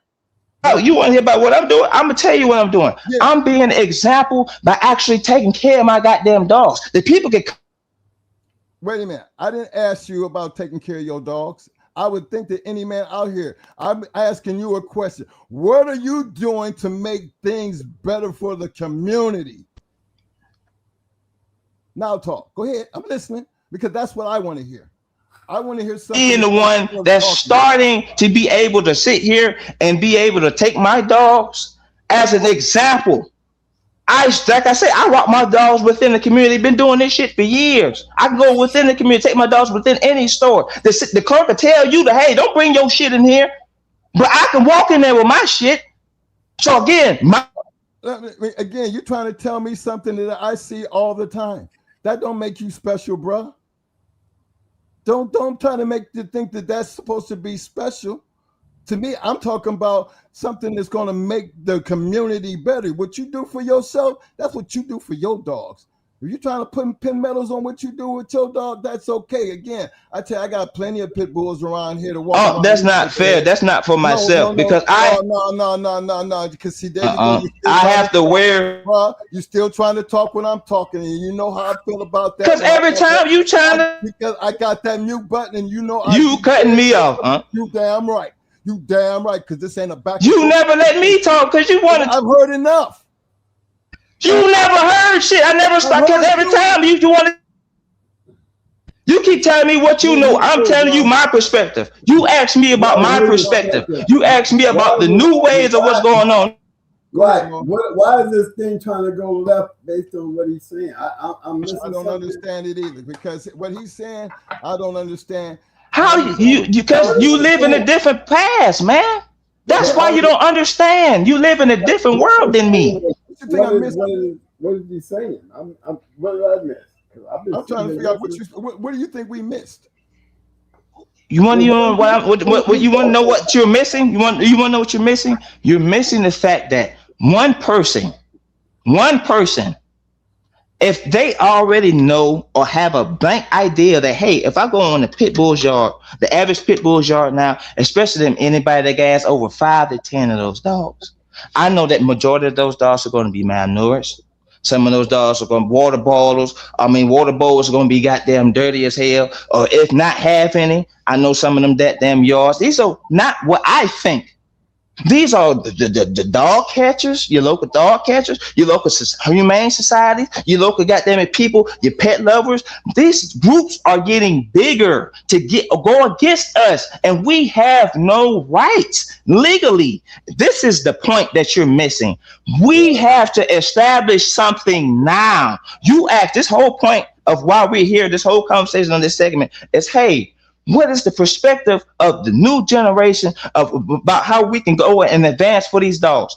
I sat here and told you I'm advancing by being an example, taking care of my shit. Would you say what was the whole point of you? What was your old intro? Did you break up that grass? Did you clean up that shit? Did you get them cameras? Hold on, this is y'all words. So what am I missing? I do what the fuck y'all say it do. This is me. No. And I get the fact that I have to go to shows and shit. But all I'm saying is, as a community, we have to come together. About what I can do, I'm only one person. I don't have no goddamn money for me to goddamn go out here, if you want to be honest, and start no goddamn foundation. I have to, what you say, have to get somebody with like-minded. And all I'm saying is, hey, the like-minded motherfuckers are piss poor around here. It's not too many of us around here, because everybody still is on that past shit, just like how you do it, just like how y'all thinking now. They still on that past shit, just like how you said now. We came from a line of dog men that were fighting dogs. We didn't come from that.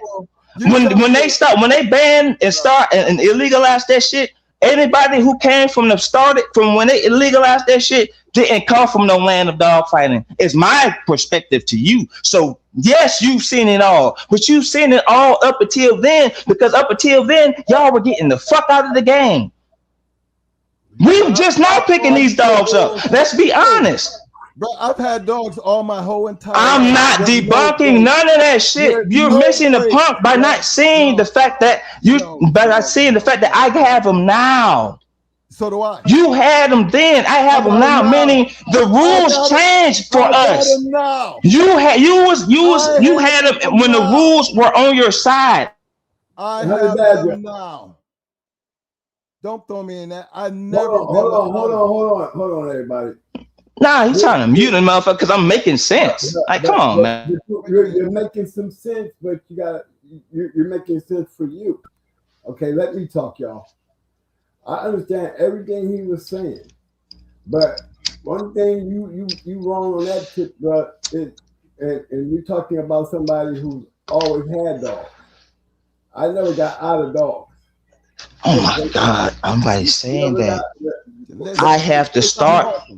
You're saying something when times change. Times was changing before you came along. Everybody understood that part. Everybody that even comes to this show, everybody's not a dog fighter. It's not even. It's about nobody's taking away from that, huh? I know. It's about whoever has the dog, like you said. You got to clean up the shit. You better have your cameras, whether you're doing dogs, raising them, and just doing nothing with them. You better have your stuff prepared, because on the public eyesight, most dog catchers see that many dogs. What's the first thing they're going to think in their head? There you go. He's right. You're right. You're right. And see, back in y'all day, y'all could fight that shit. Hey, don't come on my goddamn yard. Don't. We getting our shit taken.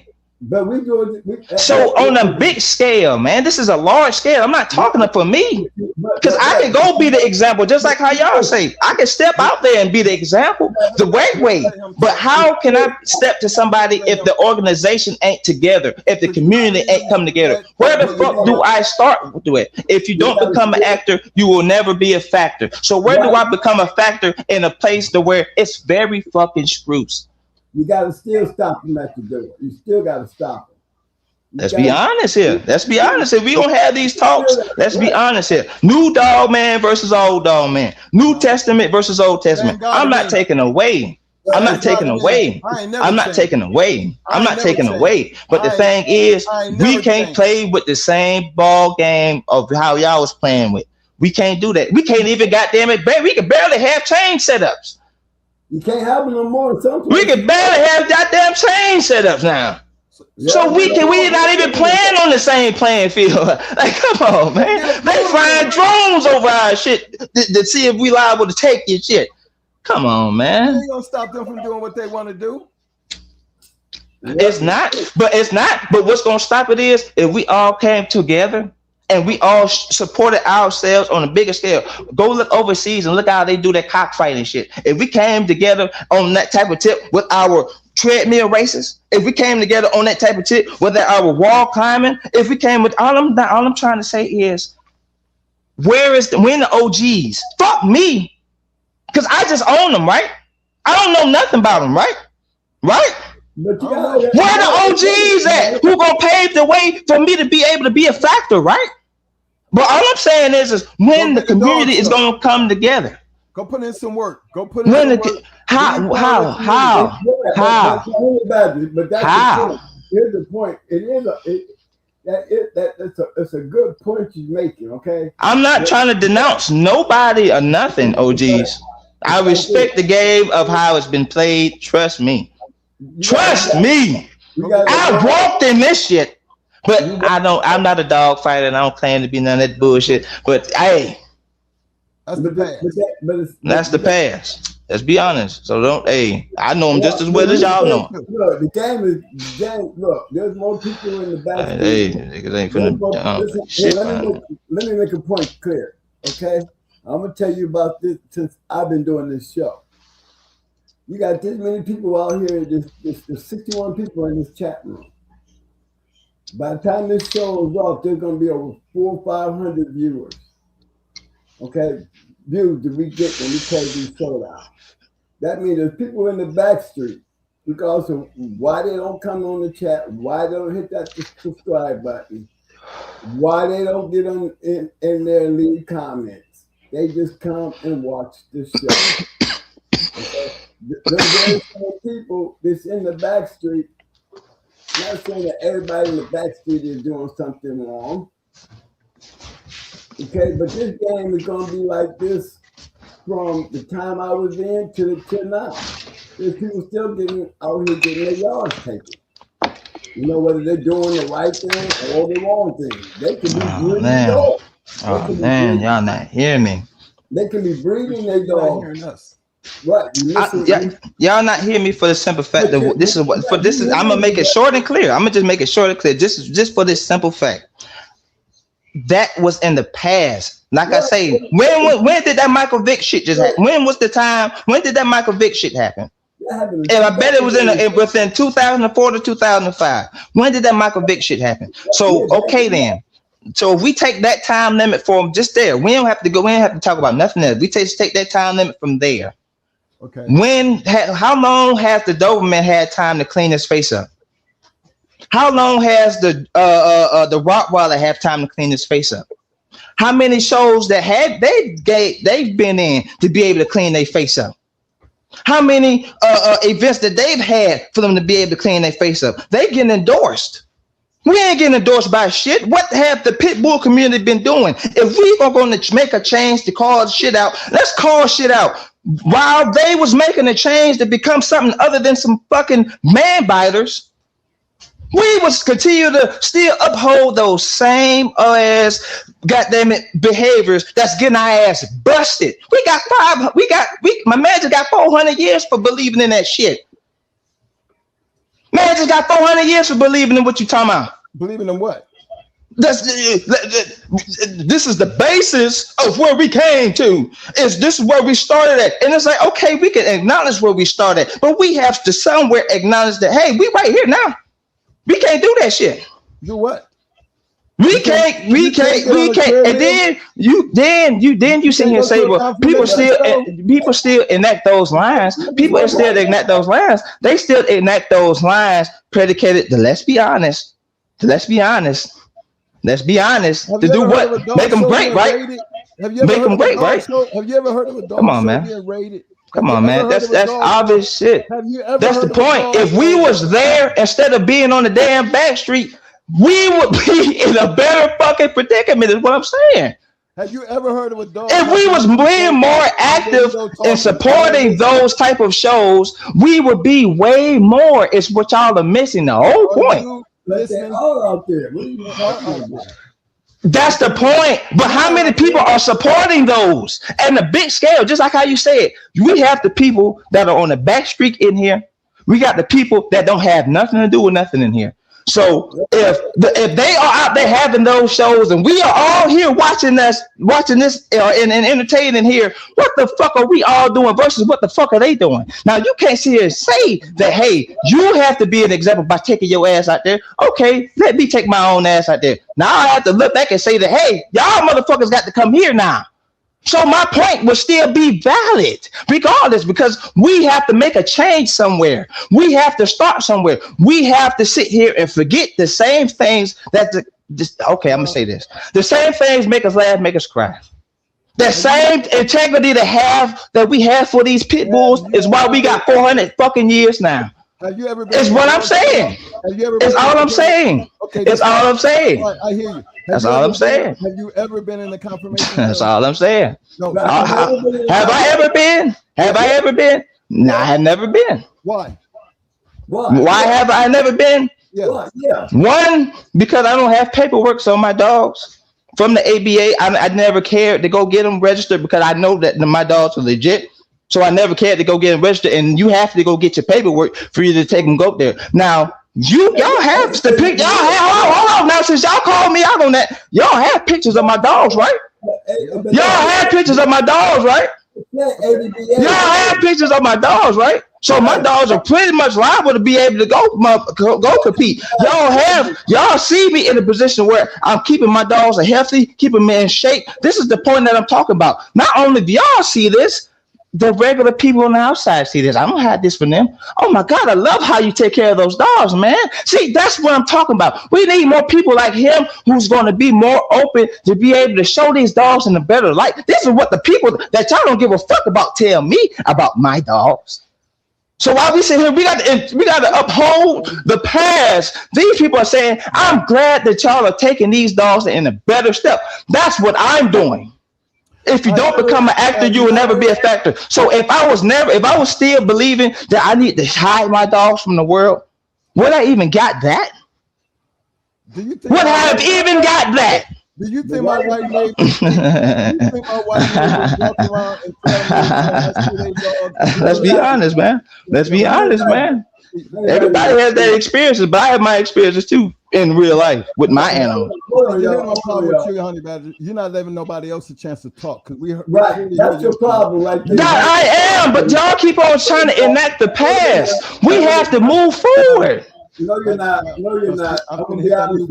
Okay, I'm gonna do y'all a favor since I'm not hearing y'all. I'm gonna mute myself and watch how y'all say the same shit. Go ahead. Okay, now I've been listening. I haven't said a word. I've been listening to you and Mike going back and forth. What Mike was saying was, you trying to knock an issue as far as people, him pushing the issue of guys doing something with their dogs. Okay, you're not doing anything with your dogs, and you don't have to have papers to go to a dog show. You just don't want to go. You don't got to go into an ADBA show. Because there are dog shows that you're not required to have a registered dog. ADBA is the only registry that I know that you have to be registered ADBA to go to be in their dog show. Okay, that's one point.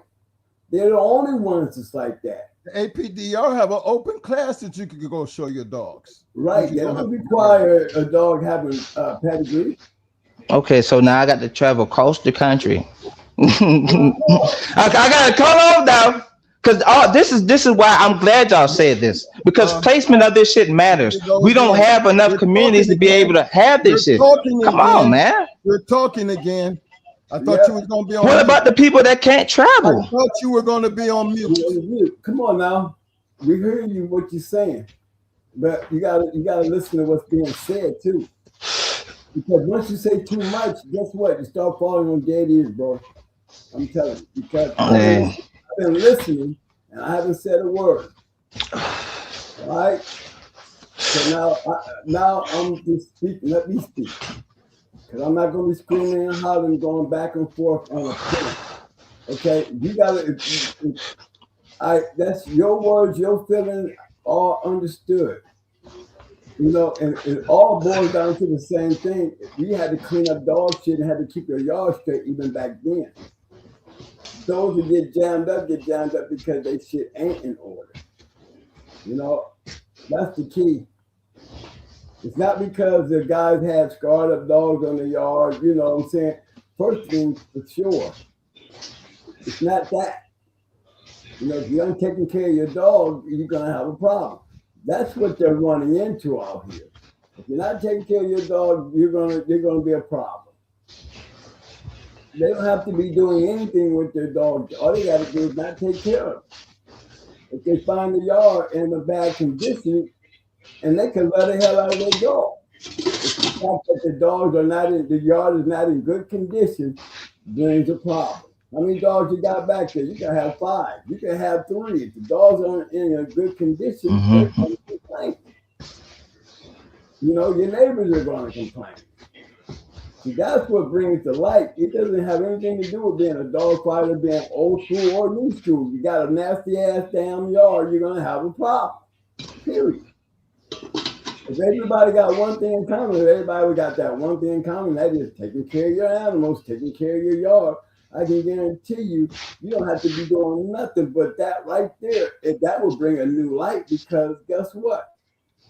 Ain't gonna be a whole lot of people getting their dogs taken for having unsanitary yards.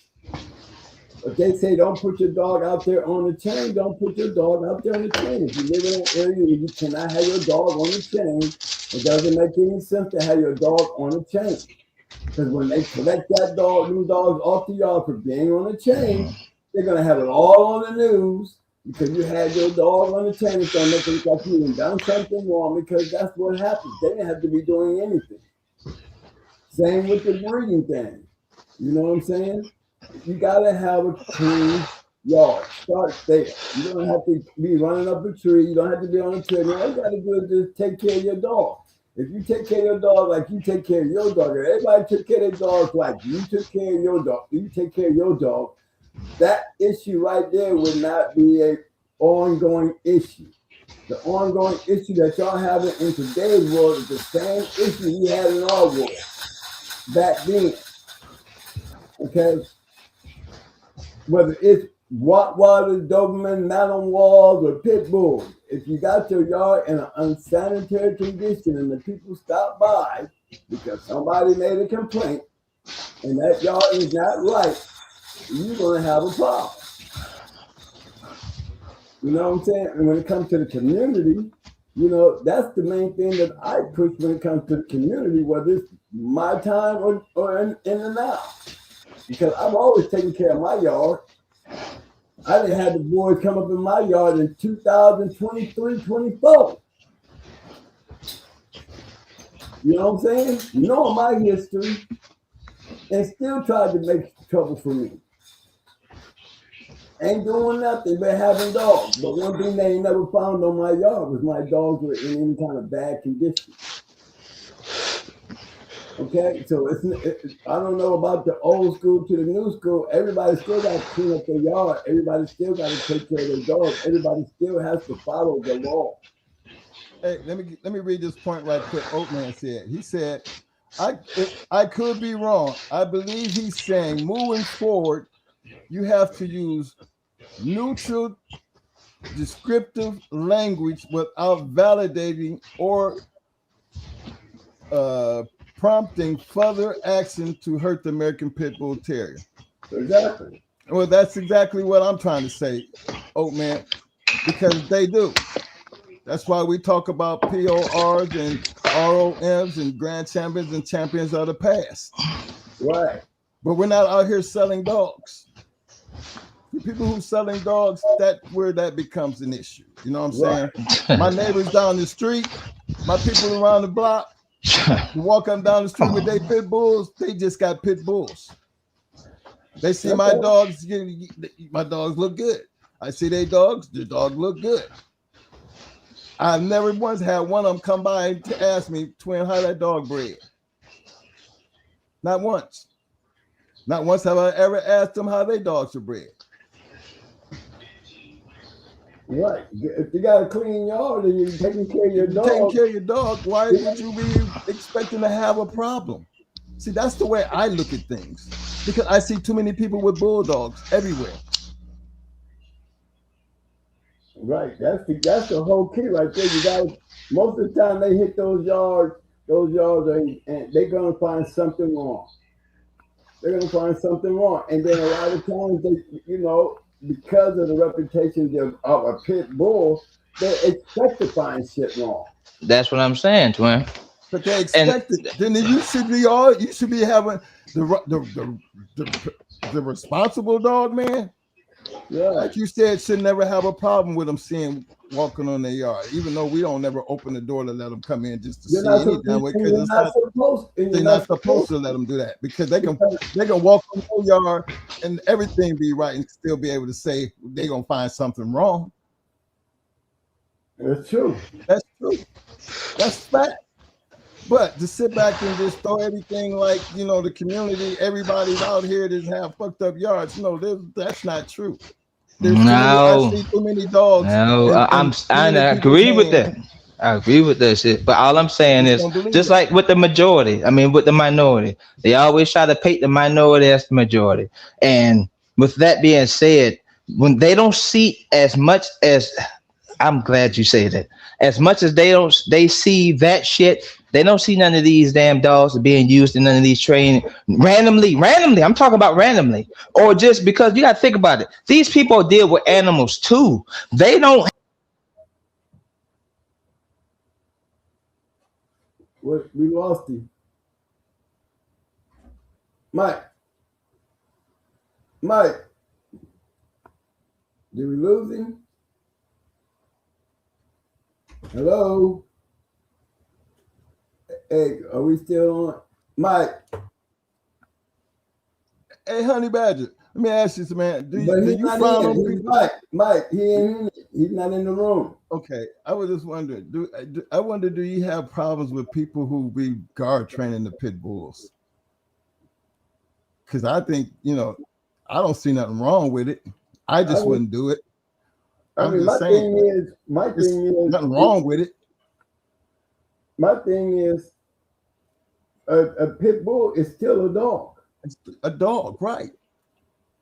The dog is going to be whatever you want him to be. Exactly. And I'm going to always stand on that, because the dog going to be what it is, regardless of what it is, and what you do with it is totally up to you. I'm not going to be blaming nobody out here for the bad name that these damn pit bulls have. Now, we've had the Rottweiler, we've had them all. You know what I'm saying? And I just don't feel like that argument has anything to stand on when the dog can't go out and take care of itself. It's always going to be on the man anyway, and the law going to be the law regardless. And they'll treat it, you know what I'm saying? So, all dogs get off the chain. All of them. All dogs get off the chain, and that was one thing. And these days they fight through the fence. I see a lot of kennels that I go to. They dogs don't even have blockers, between the walls, and they live happily ever after. In some cases, you can't have that. Me, I've always had to put walls between my dogs, and that's just for the safety measures. As a safety measure, because all it takes is a paw to go through there on a good day. One decides to go ahead and grab it and get his leg ripped off. Isn't that how I ended up getting Baby back, Mike? Yep. I think it's a lot more responsible dog owners than he might think it is, and I just feel like the community. Right. I think he was kind of hard on the community. Right. I think his overall view is one-sided. Right. It's totally one-sided. Not everybody, there's a whole lot more people like Insane Honey Badger that he could possibly imagine.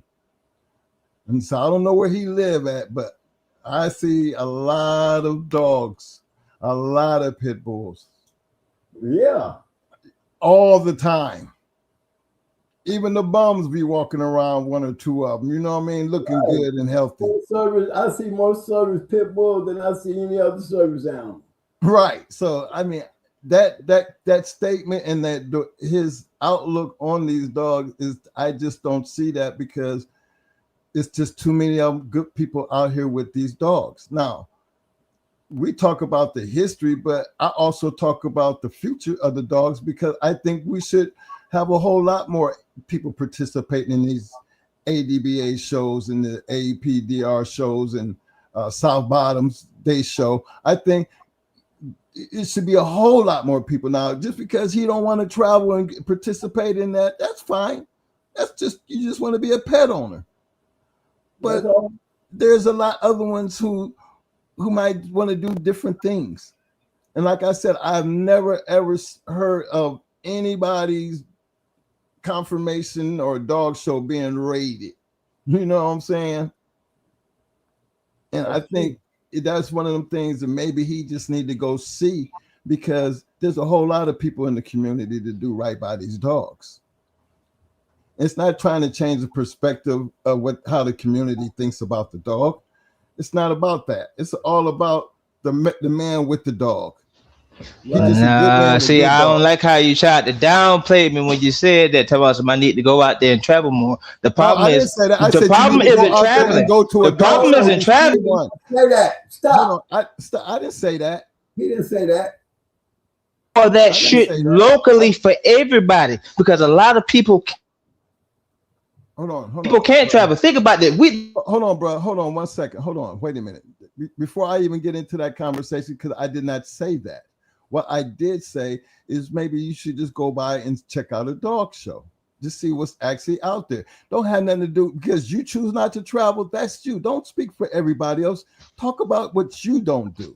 Because that's the problem. There's a lot of people who show up to them dog shows. I'm not saying that traveling is the problem. I'm saying that for some people, they can't travel a lot to engage in that shit. So what? And they need a lot of those places locally. That's why we need to come together to try to start these associations locally so we can have these to where people can go somewhere and don't have to go far. I'm not taking it away from the traveling part. Anybody can fucking travel. But the thing is, a lot of people can't do that shit. That really want to do that. Come on now.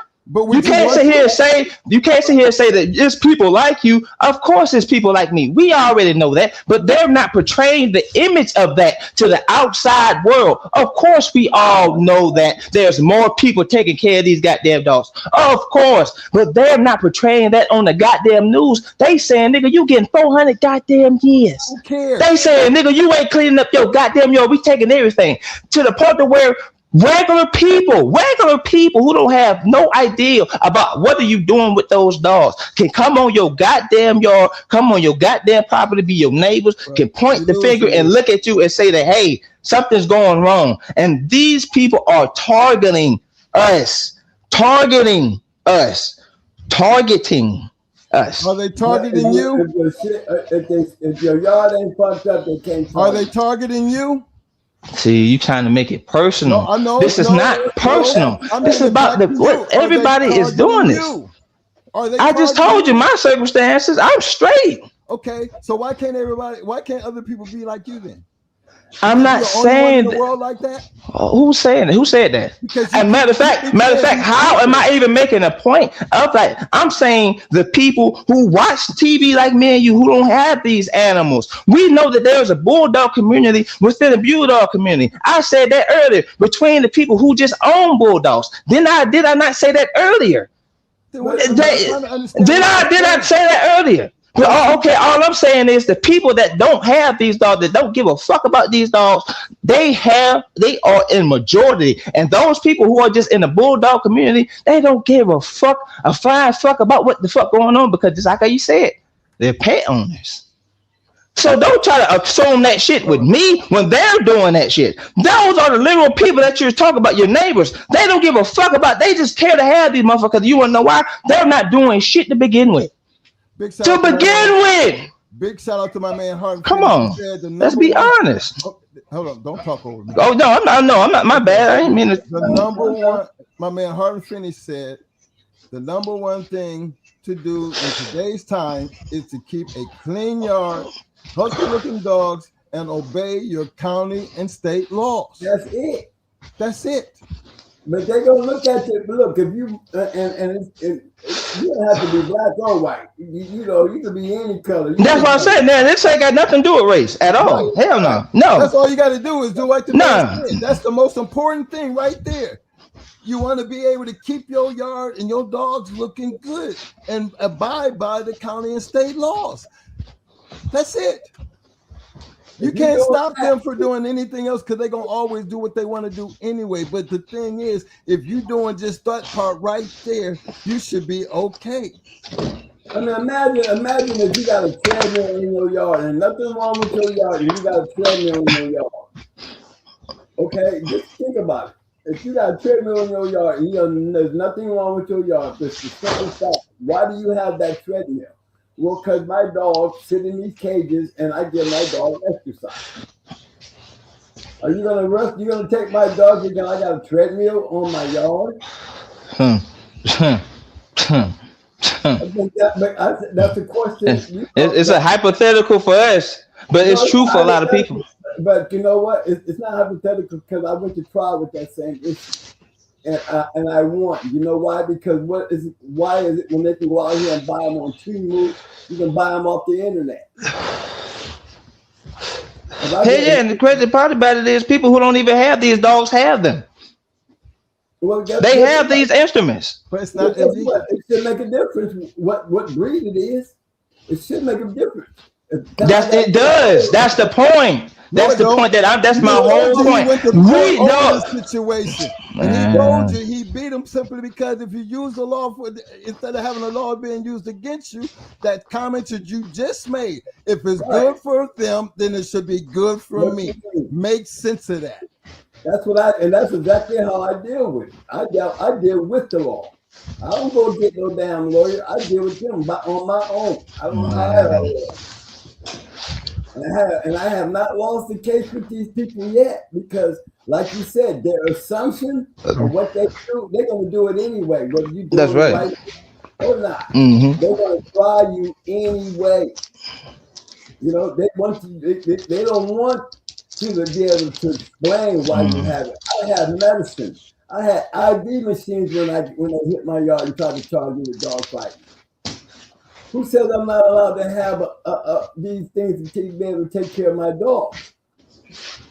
If the law does not say I cannot have these things, and these are the things that I use to take care of my yard. You understand what I'm saying? Yeah, that's real. With all those things in my possession,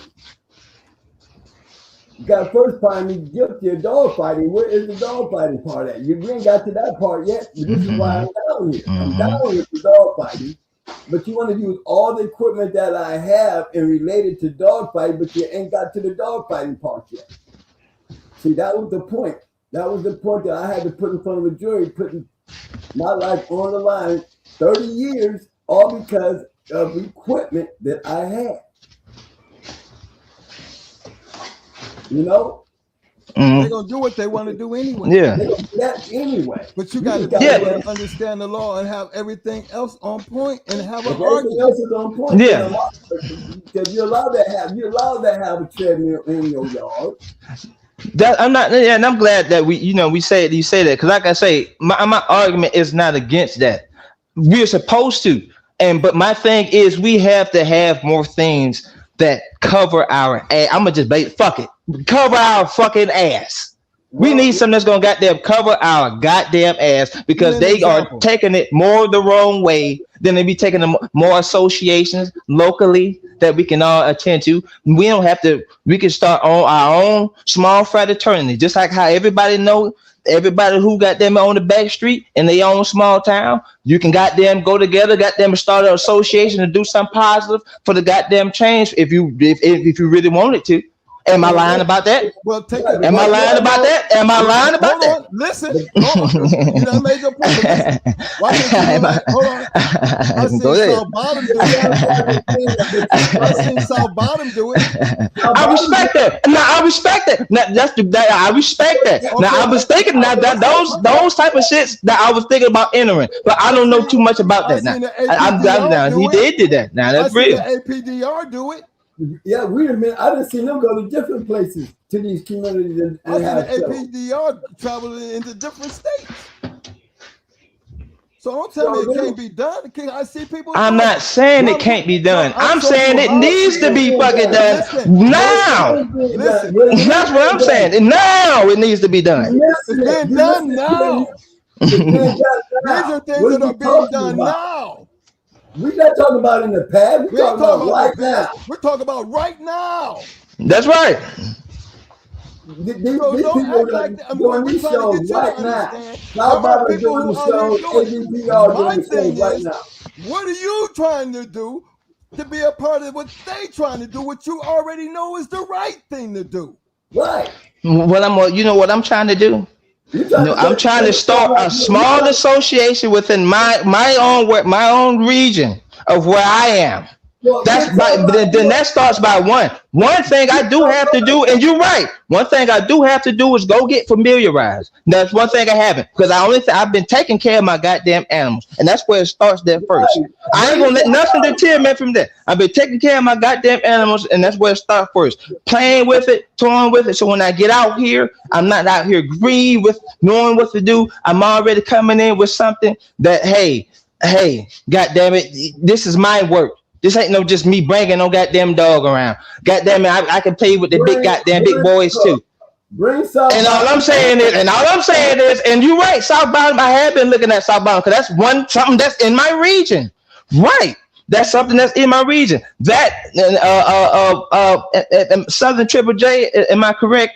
That hosting the shows because I've been thinking about going to the Chip before the ABA shows. I've been thinking about going to the Harley Dixon ones too as well.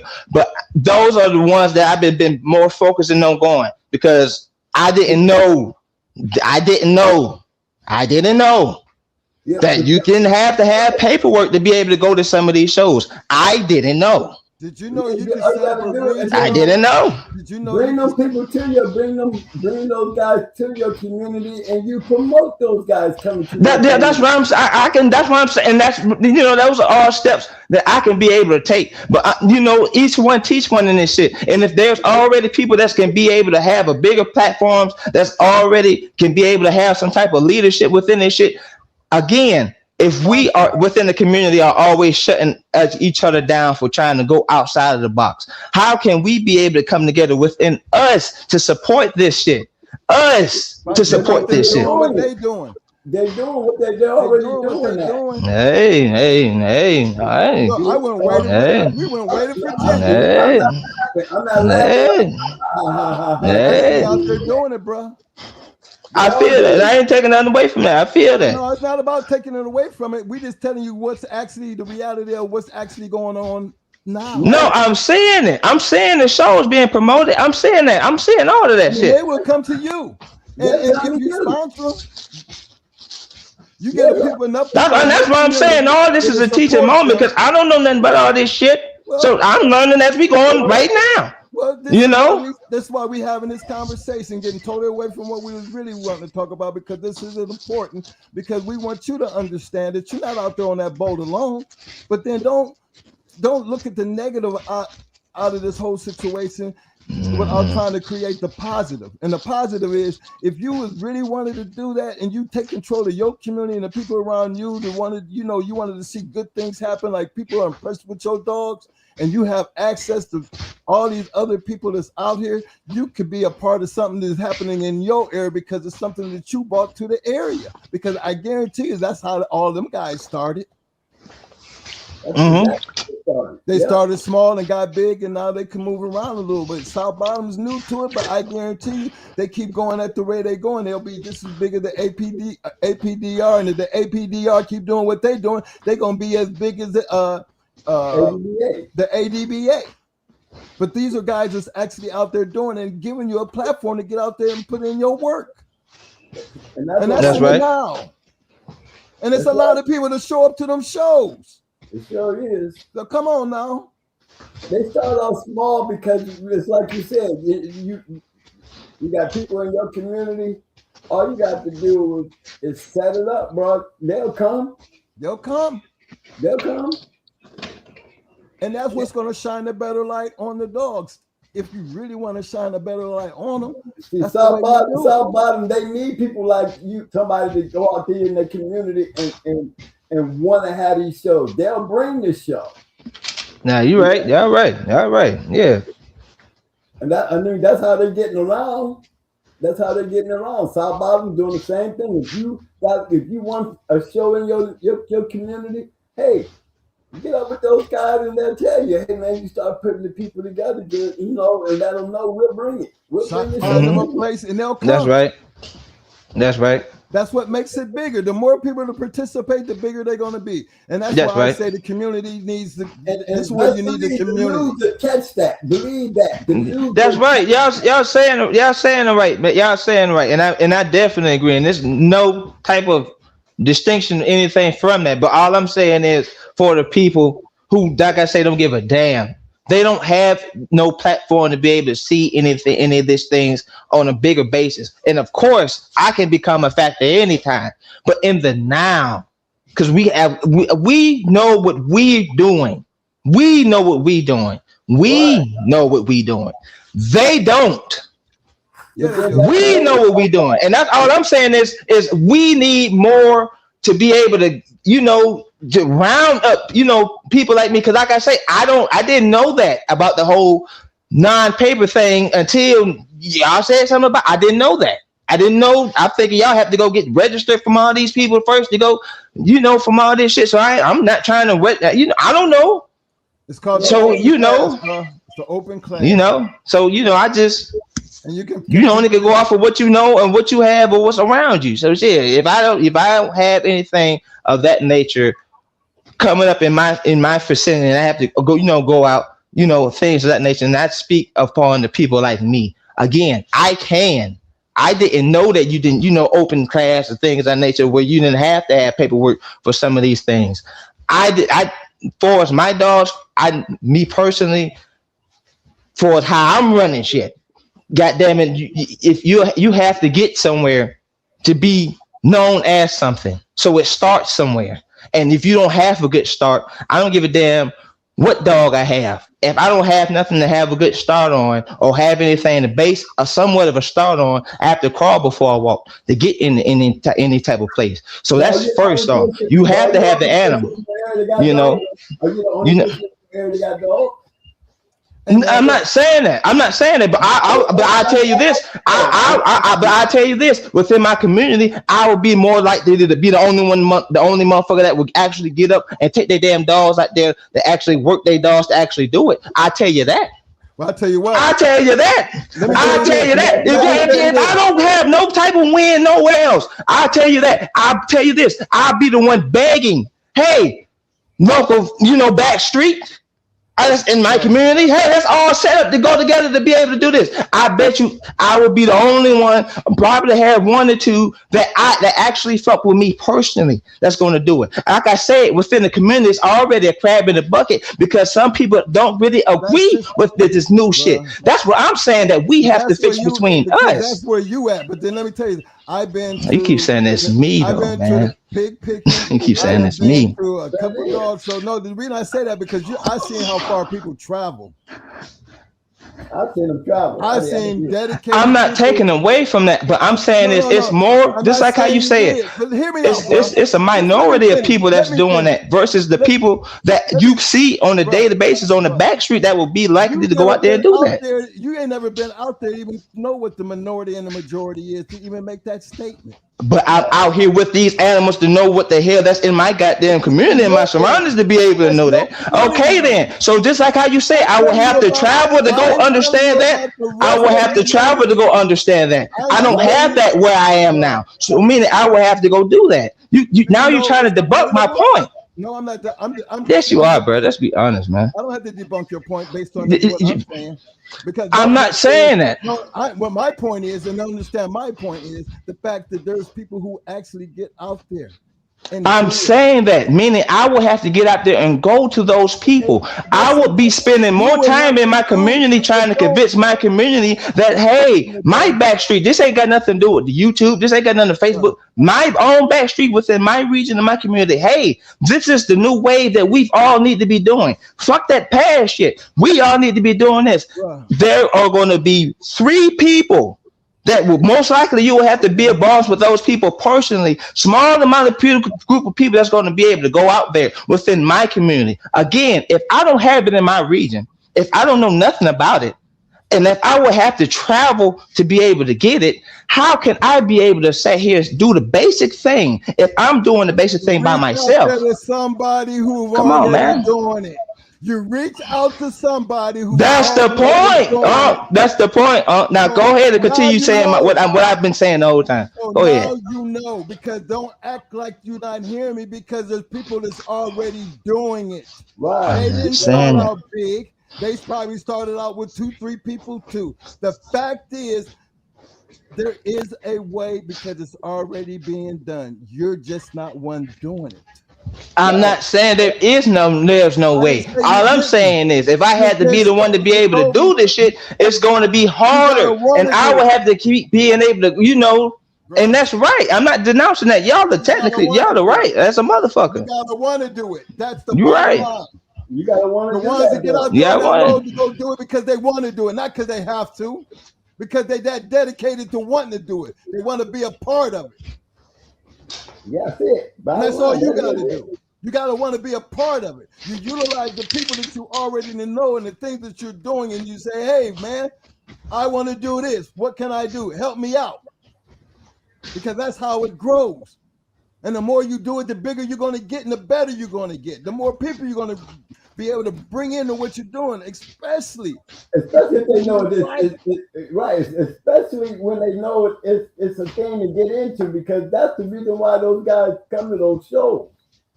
You know, I met people that I would have never met going to those shows. You know, I mean, you got Tom throw that pig picking, and while he's doing his pig picking, he throws a show. He's been doing it so damn long. People travel to go to his place because they don't have that shit in their own area, that they will travel with their dog because that's the only thing they can do. But they make the effort to do it because they don't have it in their area. Didn't stop them from wanting to do it because they went out and did it. If they had to go down there to town. I've seen close to 1,000 people out there, man, boy. I've seen close to 1,000 people out there. I'm in agreement with that. I'm in the total agreement with that. I said that actually. Right. A lot of guys want to put their dogs in shape and go show them off. They just got to have a place to go show them off at. That's not enough of it. That's all we've been saying from day one. It's not enough people doing it.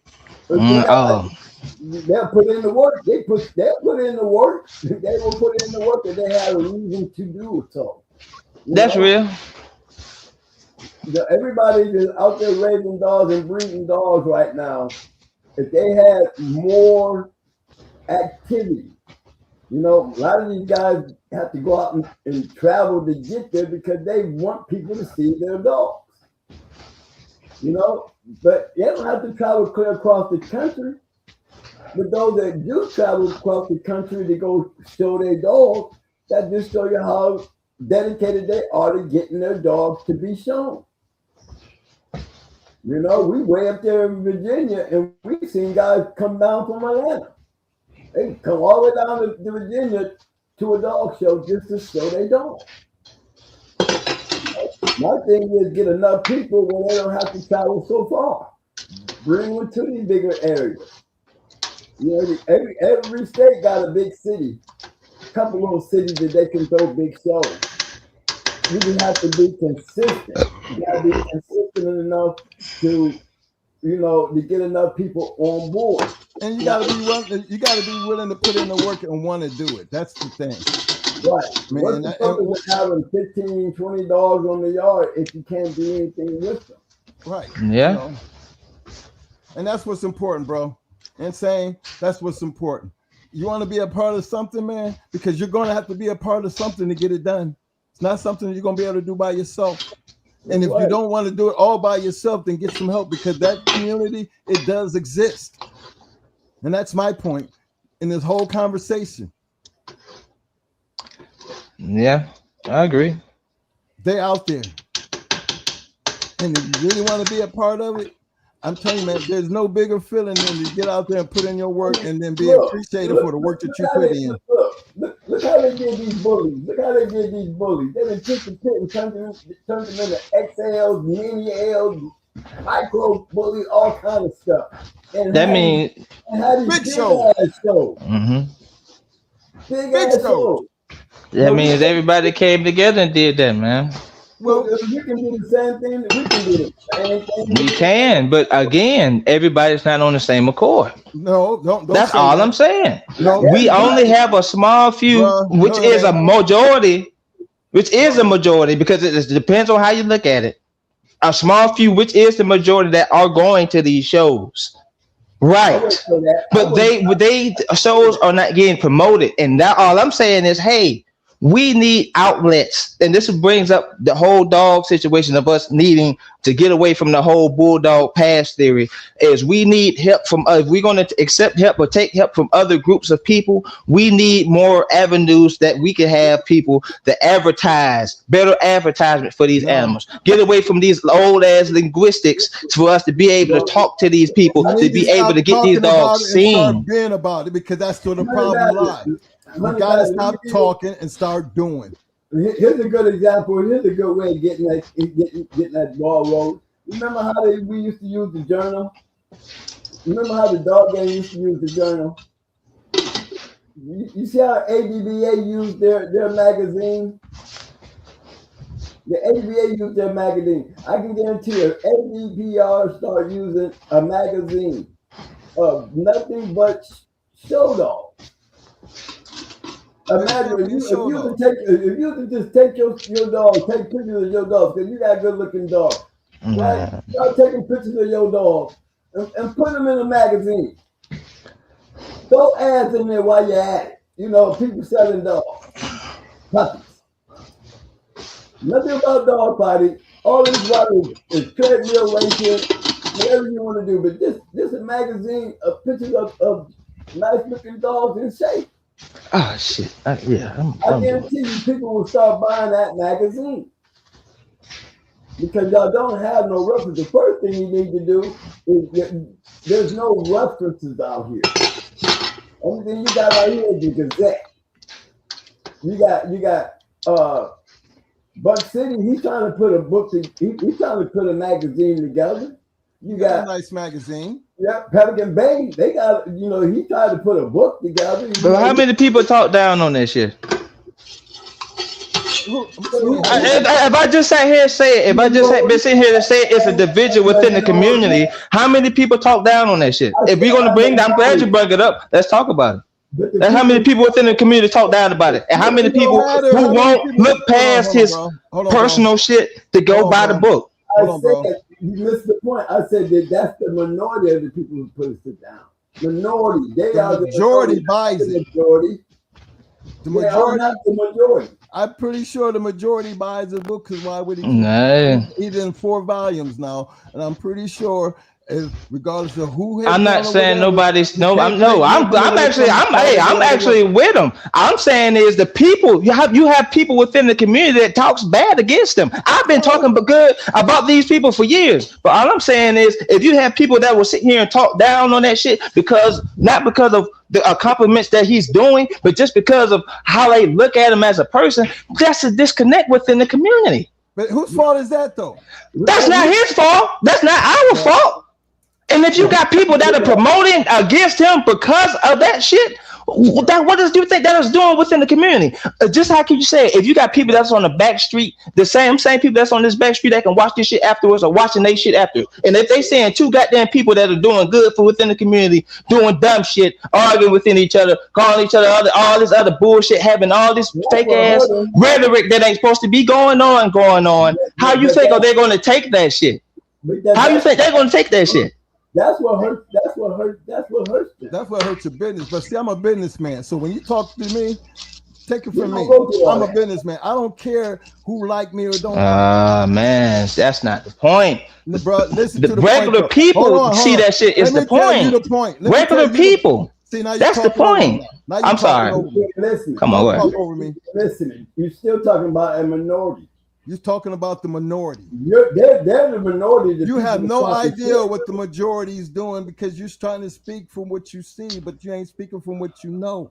Right. We know that those people are the minority. They're the minority because, again, man, it's not a matter of who likes you. If you got a good product, it's going to sell regardless. Yeah. Period.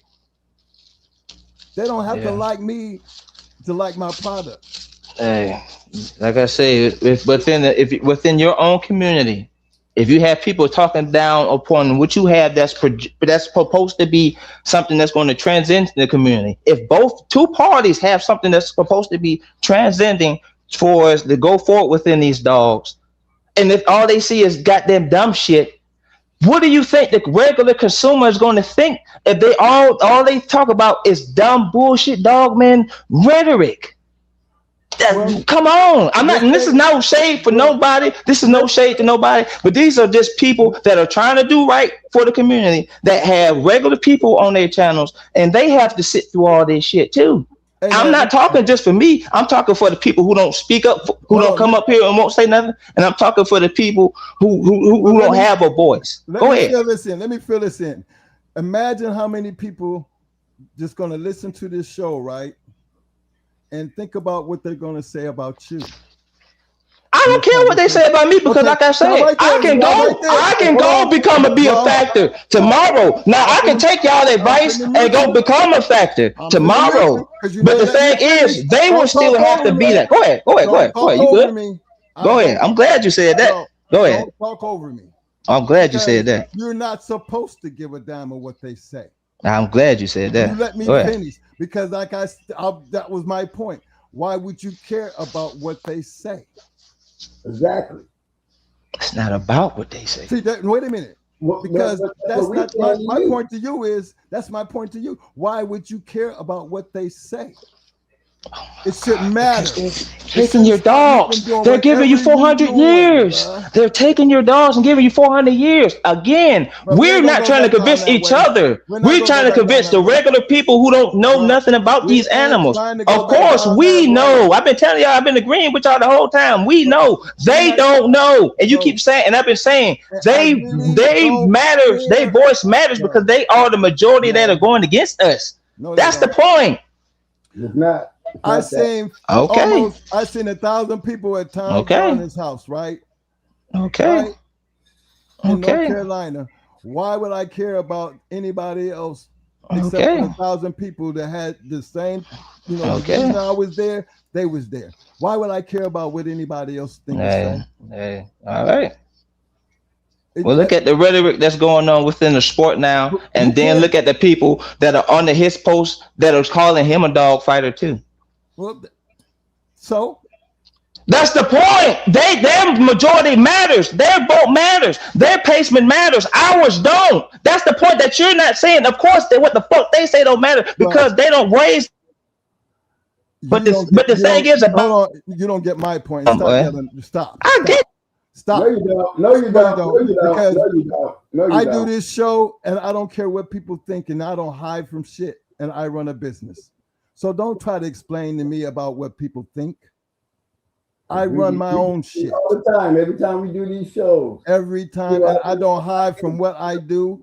I am an open book. And when I tell you it should never, ever matter, I wouldn't care what the next man thought and how they felt about it because it don't stop my boat from floating. I am who I am. And I don't feel like I have to change for anybody or feel guilty or feel bad about what anybody thinks about my past. My business is what my business. And I don't live my life based on what other people think. You trying to bring people in? You're trying to bring people in. You gotta open up the door and let them you gotta open up the door to invite people in regardless of what they think. Because maybe when they come in, they might change their mind about it. Exactly. But you can't close the door on everybody because of what you think they might be thinking when it shouldn't really matter. The thing is, my door is always open, just like this show is. You can come to this show whether you like us or not. Regardless of what we've done in our past, that's what we're going to talk about. You don't have to be here because you can leave. You don't have to listen to it. Or you can sit there and talk shit. I mean, there's only so much shit you're going to talk because at that point, I can get rid of you. Because you really, I don't have a reason to talk shit, man. I'm agreeing with you. But you have to be able to give people the what I need to talk shit for? Rights. You trying to convince me. You trying to convince me. But the thing is about it. Okay, go ahead. Because I'm not listening. Go ahead. You of anything. You're injecting yourself in there as a one, and we're talking about everybody as a whole. We're talking about everybody as a whole, not you. Me too. I'm not talking about myself. I just sat here and said I'm not speaking for myself personally. When I talk to you, I am talking to you as a whole to everyone. Me, same here. It's pertaining to everyone. Same here. Okay. I'm not just talking for me. I'm not just speaking for me. So it's not about the majority or the minority, right? I'm not talking about us, how we see each other within our group. I'm talking about the same people who were called Tom Garner a dog fighter are the same people we need that you just said that we need to try to bring a new light on to express something. You just sat here and said that. Does it stop Tom You Garner's just sat money? here and said that. And I'm telling you again, does it stop Tom Garner's money? Do you see Tom Garner hurting for any goddamn thing? Of course he's not hurting. He's protected. He's protected. He got the money to protect himself. We the ones getting busted, man. Hold on, wait a minute. We the ones getting busted, man.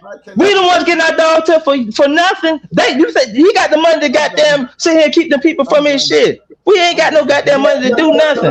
We ain't even got the money to sit here and walk away with our dogs at the end of this shit. They put our damn dogs down. Honey Badger, hold on. Go ahead, speak to me, because maybe I'm wrong. You are wrong because maybe I'm wrong. Speak to me. Because all that shit you hear them talking about town, that town still have over 1,000 people at his house. So what are you talking about? I'm talking about the people who see that. Just like how I just sat here and said that. Hold on. You just asked me a question. Just like how I sat here and said. You can give him. You shouldn't be saying nothing because there's no answer you can give him. You can't. There ain't no how. You just sat here and proved my point. You just sat here and proved my point just a few seconds ago. What about the 1,000 people that shows up to his pig picking? I'm not taking away from those people. I'm talking about those same people who will denounce him. I'm saying we need more outlets. Just like how he's being exposed, I'm glad that y'all say that. He's an outlet that can be exposed to anybody. We need more outlets like that to be able to be promoting these shits. I'm saying is, if they will sit here and go against him about that, what do you think they will do to us? They can't do nothing to him. He's been doing this shit for years. They taking random people damn dogs, man. Bro, why is you worried about other people? What you mean? I have these dogs the same way as these other people. Okay, so and what are you saying? I get looked at the same way as these other people. I'm not saying what he's doing is wrong. All I'm saying is the same people who will call him wrong, we need more outlets to be able to show them fucking different. What is he wrong? What is he wrong? I never said he was wrong. I said the people that say he's wrong, we need more outlets to show them different. Why do we care about what they think? That's all I'm saying. But because those same people will get in court and sit here and go against your ass and good numbers and better numbers than them pig picking numbers. Well, so we'll see. Ain't no so. How the hell you gonna say so when these people are lives are at stake? How you can say so when you not the ones playing with these damn dogs no more? Come on, man, that ain't right. That ain't right. That ain't right. So that ain't right, man. I deal with him, and that's why I'm on this. This is where you're wrong at, because you don't know enough about me. First of all, you don't know enough about us. You don't know nothing about us. We deal with it, bro. We deal with it almost. Because you don't deal with it all the time. You think I don't deal with them people? You think we don't deal with these people? Been dealing with them because you don't know. You just don't know. You the one don't know. But then that's why we talk about you when you talk. Sometimes it pays. I see it too. The same way y'all saying it. I'm not taking away. I see this shit too. I see this shit too. Just the way y'all know. That shit just happened to a friend of mine with the story I just gave y'all earlier. Over you. Why do I have to keep talking over you? Because that's the part that I'm getting mad, because I don't feel like I need to talk over you. I think now every time I got a point, now you got to talk over me. Every time I got a point, and then Mo agreed to it. He agreed to it right afterwards. Come on, man. But it don't matter. The point still is valid, regardless. You were sitting here and agreeing to everything I've been saying by telling me that we are, bro. But we are. We're not going to keep going back and forth about what we right. We're not going back and forth. Last time I checked, my hearing is real good, and my competency, me being competent and being able to understand works very well. What you're saying, because we hear you clearly what you're saying. We're trying to straighten out and help you see another way about how to get things done. That being that you're not participating, we're not going to keep letting the negative stop us from being positive about what goes forward, because negativity don't get you nowhere. Michelle ain't doing nothing for you right now. Ain't doing nothing for you right now. Who's being negative? I've been positive to everything I've been saying. I've been big. You're still talking. You've been putting down the community. I done heard you put down the community as a whole. You calling the community a minority. Like you said, there's a whole lot of things you finding out. But the only reason you finding out because the things you've been saying. You put based on what I've been listening to you to is. Or this community is full of nothing but a bunch of people talking shit. I'm not saying within the community. I've been saying externally the whole time. The people that see us. You just sat here and agreed to me. What I ain't even gonna say and say agreed to me. You made my point by sitting here and saying we need to show these people another avenue. When I sat here, brother, said when I sat here, hold on, stop right there. We're showing you another avenue. It ain't about the people. We're showing everybody, including you. There is another avenue because there are other people out there that's actually doing it. That's a positive. Now you cut me off. Because he should continue cutting you off, and you act like you don't understand I've been agreeing the whole time. There's nothing to say if you agree because I should not. Y'all been the one disagreeing against me. But stop right there. There's nothing that you're saying that is wrong to me except for the negativity, and we're trying to show you the positivity in doing what you're trying to say is not being done. And one thing I've clearly found out in this conversation, all you have to do is be willing to put in the work, and you will see and think about this a whole different type of way. I'm agreeing. That's the point. And if you agree with that, there should be nothing else to be said because we both all agree. Everything you saying ain't everything you saying in the beginning is showing what you saying now. You should. A whole new lot. You see, you should. I'm 55 years old. I can hear. You should. We can go. We can do. 55 years old. I can hear. We can hear clearly. So if I tell you, y'all been agreeing with me. It's not about agreeing with anybody. It's about the facts. Remember y'all been saying the same thing I've been saying. No, we're not. No, we're not. You just said that. Don't tell me what I just said. Oh my God! Now we playing word semantics. No, Come on, I don't want to play word games with you. No, I'm not playing. Right there. That's why I cut it off right there. You need to quiet down a little bit, bro. Right down. Listen, calm down, because yes, you are. You're making something that's real simple hard. It's not that hard, bro. Right. You know, you want to be heard. We didn't hurt you. Now it's time for you to let me listen. You listen. You know, that's all you got to do. It's time for you to listen, bro. You made your point. And you keep on saying everybody agreeing with everybody, then you shouldn't be talking so much. Because there's nothing to argue about if we all agree. If we all agreeing, so somewhere in there's a problem. The only time I'm hearing the problem is when we have to stop people talking. That's becoming a problem. Whether you like to hear that or not. You might not like to hear that, bro, but guess what? It's okay. Because one thing for sure, we clearly understand and we definitely hear you. But then that's why we're giving you opening you up to all the other things that you might not be, you know. Like you don't you may not know. You might not know. You know what I mean? There's things that you just it's not all that bad. It's not that bad, bro. It really ain't all that bad. I'm glad y'all said that. Thank you. I appreciate that. For me, I really want you to become a part of that insane. That's what I'm saying. I can, but all I'm saying is if I could do this shit tomorrow, I'm not taking away of anything. I'm not taking away from what nobody's doing. I'm not even really giving a fuck about the inside community thing. All I'm saying is we have to open up some type of avenues and start fucking with each other within the community to be able to get this shit shared to outside people so they can see this shit. Of course. We heard that point, but what part did you hear us say about the people that's already doing it? It's not like you bringing anything new to the table. What we're actually trying to tell you, bruh, there's a lot of people out here that you could jump on that bandwagon who are actually doing the things that you're not doing that could make this thing so much better. And actually, I think you would feel a whole lot better about it once you get around people who actually think like you. Because there's so many of them out there that you just don't know who they are. You're not going to find them on YouTube and Facebook. You're going to find them out there at them shows, out there at them pig pickings.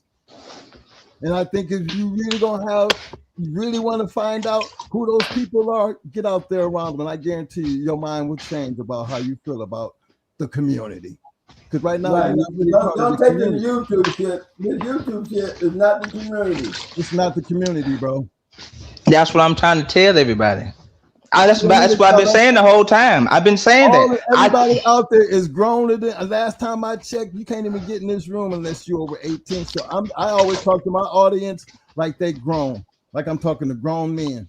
grown women. I love that. That's why I say I can take it. I can take this shit. I love it because, like I say, this is a learning experience. But all I'm saying is within the community, within the people that's how you said earlier, they have to come in and watch this shit. If they watch the community tear each other down by doing the same shit, what are we supposed to be doing? And that's all I'm saying. I'm not saying this ain't got nothing to do with anything outwards because, like I say, I love this shit, and I will, and I can. I just trying to get to where I need to be for as getting my shit together. For as me to be able to, hold on, I got a call. For as me to be able to become a factor. Because like I said, you got to start somewhere. You can't just have these motherfucking dogs, man, and just think you're just going to do something overnight. You have to, if you don't become an actor, you'll never be a factor. And it starts somewhere. And just like how y'all said within the beginning, clean up that goddamn shit. Rake them goddamn yards. Check your cameras. Check them cameras. Check them goddamn cameras, motherfucker. Check them chains. I love it. Now, goddamn it, talk to me. Tell me something. I love it. I love all of it. I love the energy. So I take it. I can take it. That keep them people from lying on you. I love it. I love it. They'll lie on you to make a case. They'll lie on you to make a case. That's why those. That's why in the very beginning when we start telling people that, because those are the things that matter. Those are the things that keep you safe. That's right. Whether people go out there and do that, that's on them, right?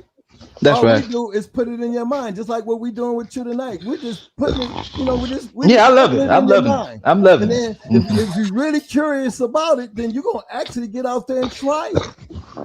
And that's the thing about this show here. All we do, we can only put the message out there. It's up to you to apply it to whatever you want to apply it to. However you do what you do. Right.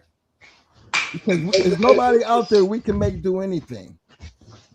But the thing is, if you're willing to put in the work, you're willing to try something that you never tried before, that's on you to do. But that's don't half-ass do it. Be real about it. Be all in with it. Down what everybody else say. They might down what everybody else say. Down what everybody else think. I ain't asked nobody in this chat room, in this podcast, to ever like anything we say or what we've done in our past, because you don't have to be here. But the reason that you're here because you choose to be here. And because they're here, we're going to be trying to do the best we can do to give them the information. We're not here to be bullshitting with you. We ain't trying to be something bigger than who we are. We feel like we should be able to do this and just stay and just be who we are. Now, if people don't like who we are, that's cool. That's cool. We give y'all the background of our history because we were dog fighters. That's it. That's it. That's what this show is about. The history of dog fighting. We don't hide from that. We don't hide from that, bro. And that's the reality of our past. We ain't telling nobody out here to go into the future and be like what we was doing. That's not our thing. Yeah. That's not our thing. Talk. But see, because we have the platform, don't we got a platform now? Yeah. Last time I checked, I think we got a pretty big platform. Yeah, we ain't trying to get y'all to do nothing illegal. We ain't trying to get nobody. But we talk that. Say that. We're going to also support what's moving forward. Looks like. Say that. You're still trying to teach y'all how to protect yourself. Tell you every time how to protect yourself. Why you say get the camera? Why you get the water? Why we talk about the APDR? Why we talk about South Bottoms? Why we talk about the ADBA? Because this is what your future gonna look like. We're gonna stop talking about the dogs of the past because we're gonna have something to talk about. Where we can talk about some grand champion treadmill racers, some grand champion wall climbing dogs, talk that. type of dogs. Talk that. Until y'all start making that shit possible, we're gonna keep talking about the goddamn past. We're going to keep on giving you the past. We're going to keep giving you the past because it's up to y'all to make your damn future. That ain't on us. But we're going to try to help you how to get there because there's other people out there trying to do it. And they need people like y'all to make it bigger and better. Right. Talking about it and ain't doing nothing is a bunch of bullshit. Right. Because, as soon as y'all start having these shows, do you know that the media will, look, everybody know the ADBA shows. Sometimes you see the goddamn camera people some of them dog shows. They be on the news. tell the people about the event and what was going on at the event. You get in your area, you start doing the show, call the news. We got a dog show today for Pit Bull. If it ain't y'all, and make the comment. Y'all come out there and raid the yard and make the news. That makes the news, but when it comes to something good, that ain't news. That ain't news. Keep stressing it. You got to stress it. These are things that we don't have enough people in the community doing, and that's what I want a lot of people to start supporting. Right. Including you. Right. I'm always telling guys, stop letting them people come on your yard. I'm telling you for a reason, because they get on their yard and they're lie on you. They can do whatever they want to do. We can't change them. We're not here to try to tell you how to beat them or change their way of thinking. What we're trying to do is say, hey, fellas, y'all want to shine a better light on these dogs? Check out my boys over at the APDR. Check out my boy South Bottom. I mean, South Bottom should be loaded down this year with a bunch of people.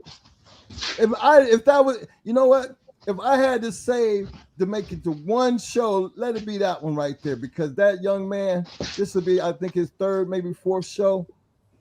The APDR been moving across the country. They done went from hanging out in North Carolina to Virginia to they've been a couple places. Yep. You know what I'm saying? And I just think that every chance that you get, you know what? If I remember correctly, Jesse over the APDR, right, has it set up that if you wanted to have something set up in your community, right, he can send you the paperwork, tell you what you need to do, right, and help you set up an association right there in your hometown. And it ain't hard to do. It ain't hard to do. You know what I'm saying? You need a magazine. So what if it's better than that's what you need. Right. And so what if it's 3 or 4 people in your community? Well, guess what? By the time he bring his community there, I guarantee it's going to be more than 3 or 4. What you think? I agree. Okay, so that's the way I look at it, because why not? I'm bringing the big boys when I come. And then maybe that might wake up everybody else in your community to want to be a part of it. My thing is, man, talking about it ain't never got nothing done. Being about it is where it's at. Exactly. And I think if you really want to try and you utilize your resources, I believe that's possible. And that's not just to him, but that's to any and everybody out there going into 2026. Like if he gonna bring the wall, he gonna bring the treadmill, he gonna bring the wall, he gonna bring and he gonna bring everybody and everybody with him. So yeah, he's right, he will. They got it going on now. They got it going on, man. So hey, that's the community I support. That's the I like that. Because, I like that. You know, this is something new, and I don't know too much about this new, but guess what? I'm becoming. I like that. I'm glad y'all said that. I'm learning to know about that because I'm glad y'all said that. You know, staying out there. You know, I'm out there with them. I'm out there with everybody. That's real shit. That's real shit. Talk that out, man. Now I love this shit. Because, but all in all, this channel here is a historical channel based on the history. All these old dog men you see coming in, that y'all trying to close out, y'all got these very same dogs that we talking about. These dogs, man, in y'all pedigree. We giving you live and up front. These guys that made the name back then, the pedigrees that you guys breed off of. These are historical. Historical stories better than a book. These are guys that you won't find in a book. You know, there ain't no more journals out here. You know, journals like gold out here, and if you can get one because everybody want to know about the history of the dog game. That's right. You know, it's interesting. You know, the future. That's a different story, bro. It's a story, but hey, there's nothing wrong with looking at what was going on back there in the back. Yeah, if you got guys out here getting busted for dogfighting, guess what? Dogfighting ain't gonna never stop, bro. I don't think they're gonna ever stop fighting dogs. It's a community that's just like it is the dope game. You know what I'm saying? It's not as big as it used to be. Like the crack game ain't big as it used to be. It's all illegal. We can't go down on people because what they choose to do. If they get caught, they go to jail, just like you do when you go and get caught selling dope. It's a community that's underground, let it stay underground. You know what I'm saying? Don't understand it. You know, a lot of these guys out here, they take in the very notion of the historical fact of the guys from back in the day, and we talk about these old dogs, but y'all out there on Facebook selling these dogs. You're out there on your yard trying to get these dogs so you can have the dogs in your pedigree that you can talk about those dogs. I don't hear nobody out there talking about an unknown dog being great. Not a one. So all we here to do is give you the historical things of what was going on. We also give y'all advice on how to take care of your dog. We also give you advice on how to condition your dog for the show, because these guys were professionals in conditioning dogs and learning how to take care of their dog and knowing how to heal their dogs. These guys carry a lot of knowledge. Because they love their dogs. They love their dogs. We couldn't take our dogs to the damn vet. It's very seldom you find a vet that really took care of you. You know? Yeah, in them backwoods, they used to be them good vets to do that. I had a good vet. They tried to subpoena my vet to get on the stand, and he refused to do it, even when they were trying to put him up for contempt. Because again, what could he say? The man take care of his dog. The man learned how to take care of his dog. Everything that I seen he had as far as medicine is things like a guy who wants to have his dogs taken care of. I mean, we did have, look how many dogs you had, so, come on. Shit. Right. I can't afford to take all these in my dogs to the vet. All I can afford is I can get out here and have my vet come to my house and get every dog on my yard a rabies shot. Because that's exactly what I had him do every 3 years. For these guys that have those big yards, you need to learn how to take care of your dog.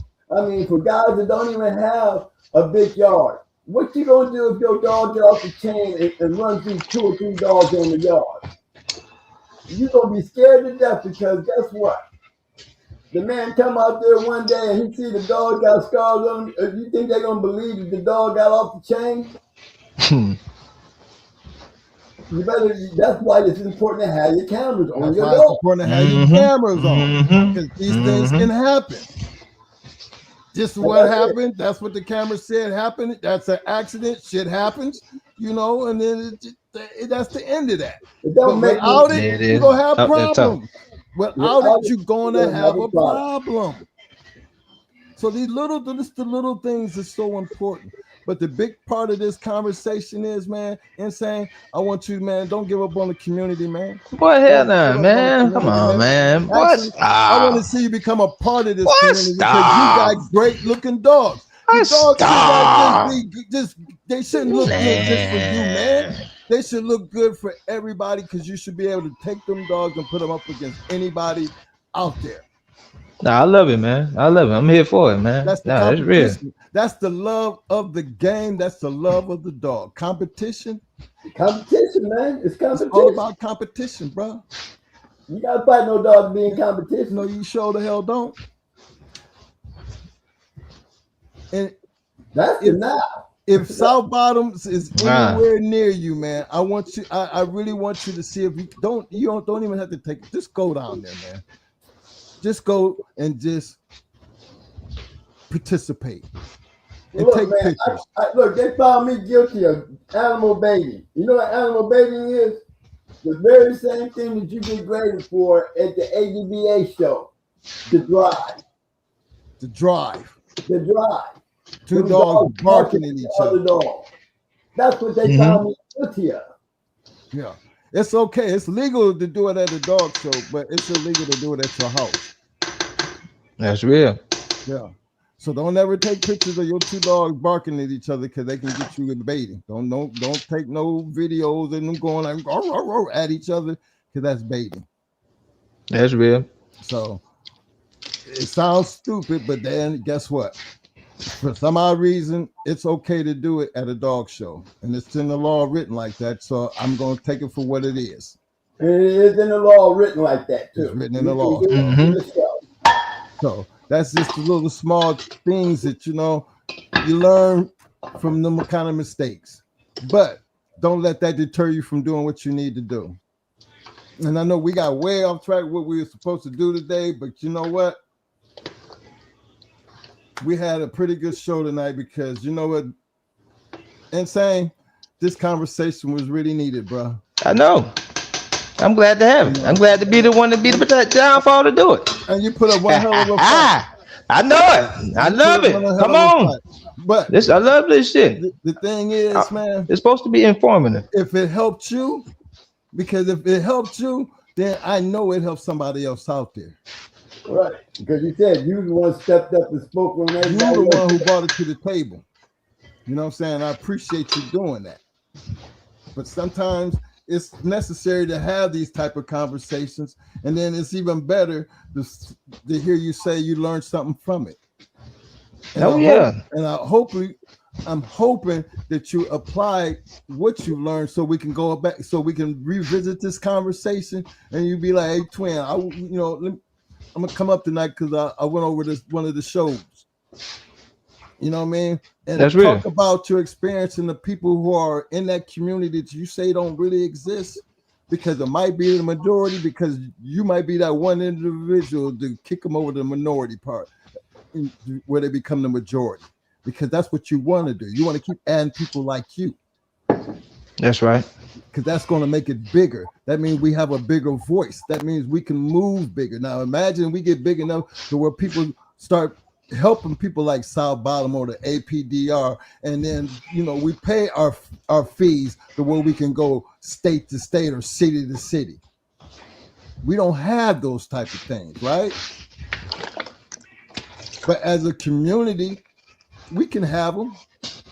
It just takes us to get big enough to be able to do it. Because I think the ADBA been in charge way too long. I always felt a little certain type of way with their biased way of doing things. They need a little competition. You know what I'm saying? That's right. Little bit more competition don't hurt. That's why I ride so hard for the APDR and South Bottoms. Because we all these days, it's not, a lot of these guys that don't want to register their dog for a reason. Yeah. I mean, remember, you get in trouble for not, registering your dog. God damn, that means that's a problem. Because you best believe, guess what? They subpoenaed the ADBA of all the dogs I had on record. Yeah, they subpoenaed the ADBA of all my registered dogs and tried to use it against me. The one thing the ADBA did me a favor when I started registering my dog, they said, you know what you need to do? You got to do so many dogs. Put show cards on every single one of your dogs. It don't cost but $2 a dog. That's $2 ever spent. Okay. Every last one of them dogs got show cards. So when they got when they got all that information, they also got that letter. Every one of these dogs is registered under the ADBA with show cards. Now you gonna put that in front of a jury too? You went and got the information. You see what I'm saying? They tried to use the journal against me. That didn't work. You know what I'm saying, Mike? Guys got to just learn how to control their situation. Regardless of what you're doing out there with your dog, you got to have control of your yard. You got to have control of your yard. I want to give a big shout out to my man Cool Beans, my man Harvey Finish. Let me see, my man Harvey Finish said, and the biggest problem with the dog fighting charges is most people don't fight their ASPCA, and the evidence be weak. They cop out to the dog charges instead of their drug charges. Yeah, they cop out to the dog charges because the drug charges. Well, yeah, they all, that's how that works, because why they always got to find the dogs and the drugs? You know what I'm saying? That's the crazy part about it. And you're right. I ain't found a pit bull lawyer. Remember, Mo, how many lawyers did you go through? 4? 4 lawyers? Yep. And then not now when I'm sound right to where you facing 30 years and you said, damn that, man, I'm going to take a chance and do this myself. And it was, in the end, they just, you know how the court system was. They just wasn't going to let you win. No. No, they had to do something, you know. But that's a learning experience, right? Yep. Look, I got more time than anybody in that 2005 Missouri 500 thing. I got more time than any one of them. Yeah, you can get more time than anybody in that Missouri 500 situation. I believe that, fellas. Y'all need to, if you don't know the story, check out the Missouri 500 and look at the outcome on that shit. And look how big that was. And nobody, I mean, Mo did 2 years? Yeah, they gave him 3 years. The game, yeah, 3 years. The Missouri 500, I think the most somebody got was 18 months. Yep. 18 months. 18 months, fellas. Now, that should tell you something. Now, to see these crazy ass charges, you know, these 500 and all that other shit that they throwing out there. I mean, again, this game ain't meant for everybody. And then we ain't going to, and you know, and I'm not the one to sit here and tell people what to do and what not to do. I mean, we all grown enough to know right from wrong. You know, and to me, it's not about right and wrong. It's about what you want to do. To me, you're only wrong when you're only wrong when you get caught. That's it. That's it. You're only gonna be wrong when you get caught. And when you're wrong, you might as well, you know, accept that wrong and then, you know, don't, you know, take it for what it is. You don't need to take nobody with you. Let that wrong be your wrong and you accept your wrong and move on. That's exactly what I did when they hit my yard. They were going to people, trying to get people to testify. Anybody. Hey, I cut all communication. Ain't nobody to talk to. Nobody to talk to. But that goes for that's just the inner note. You gotta have these cameras, people. You gotta have those cameras. Y'all just don't understand how important it is. If it's something that you did on your yard that's gonna be on that camera, you also got control of the delete button too. If you got a dog to get up on the chain, you better have that shit on video. And leave his scar and put his ass back together. So when they do come, whether you're doing the right thing or the wrong thing, when they do come, you're going to have a video showing that damn dog running around here jumping on the other dogs. That's right. And Mo, you've been talking about the magazine, right? Now, yeah. Let me explain something to you guys. You know, I always talk about Schoolboy and his books, Fat Bill and his books. I always tell you guys to support these people, you know. Just because, you know, I might have my certain way of how I feel about Fat Bill, but that don't have nothing to do with his books. You know what I'm saying? I think Buck City got a nice magazine going over there. You know, I don't care how you might feel about the person, but hey, support the man and check out the book. I mean, you can't hate on nothing unless you know, you just being a hater. You ain't got to like him to, you know what I mean? He got to buy the book. Because once you buy the book is yours. I think he's coming up on his 4th magazine. And if you ain't never bought one, then that's okay. Maybe it just ain't your type of thing. But it is definitely in tune to what's going on in the now. So, again, we might have our differences and feel a certain type of way about things, and we just on 2 different, you know, I don't never feel like we on the same level. But one thing I can truly say, he put in the work to put out a magazine for the community. And that's far more than what I see other people doing. So if you can't do nothing, at least support the book, the magazine. You know, so outside of that, man, let me see. Hey, my man, Hart Finney said, Mo, you did the right thing. He fought and beat them, and the so-called evidence that's why they only got you on the baiting. You're right. And you know what? And I think it was that baiting that was so, like that they, it's in the federal law. They had to make that be real specific about what baiting actually was or is to be convicted. I'm going to tell you something. And the reason I had that video, I was showing a guy that he had an aggressive pit bull. I tired that dog out. That's what the video was. The video was me standing there, with a tired dog that he was tired and he was not a dog aggressor. You can look in the video and see the dog was tired. And my whole argument was, you tire a dog out, that dog will not be aggressive. But the video also had the dog acting all crazy and shit in the beginning, but then in the end, when you finally brought a dog in front of him, and when he got tired, he stood there and he was like, he was too tired to do anything, and that was the point. Exactly.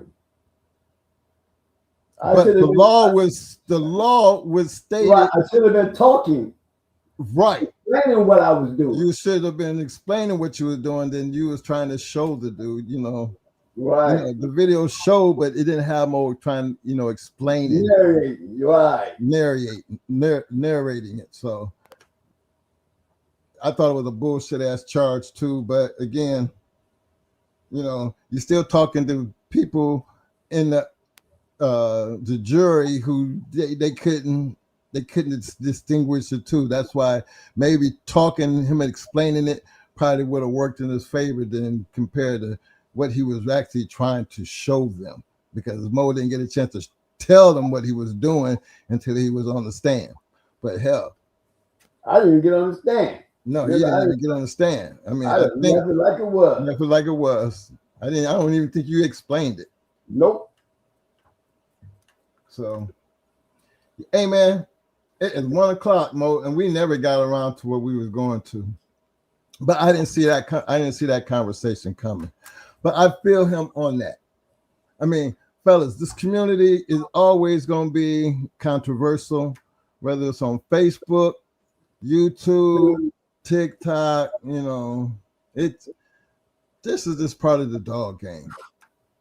But again, we always tell you these dogs ain't meant for everybody. And I think Insane, he had a good point.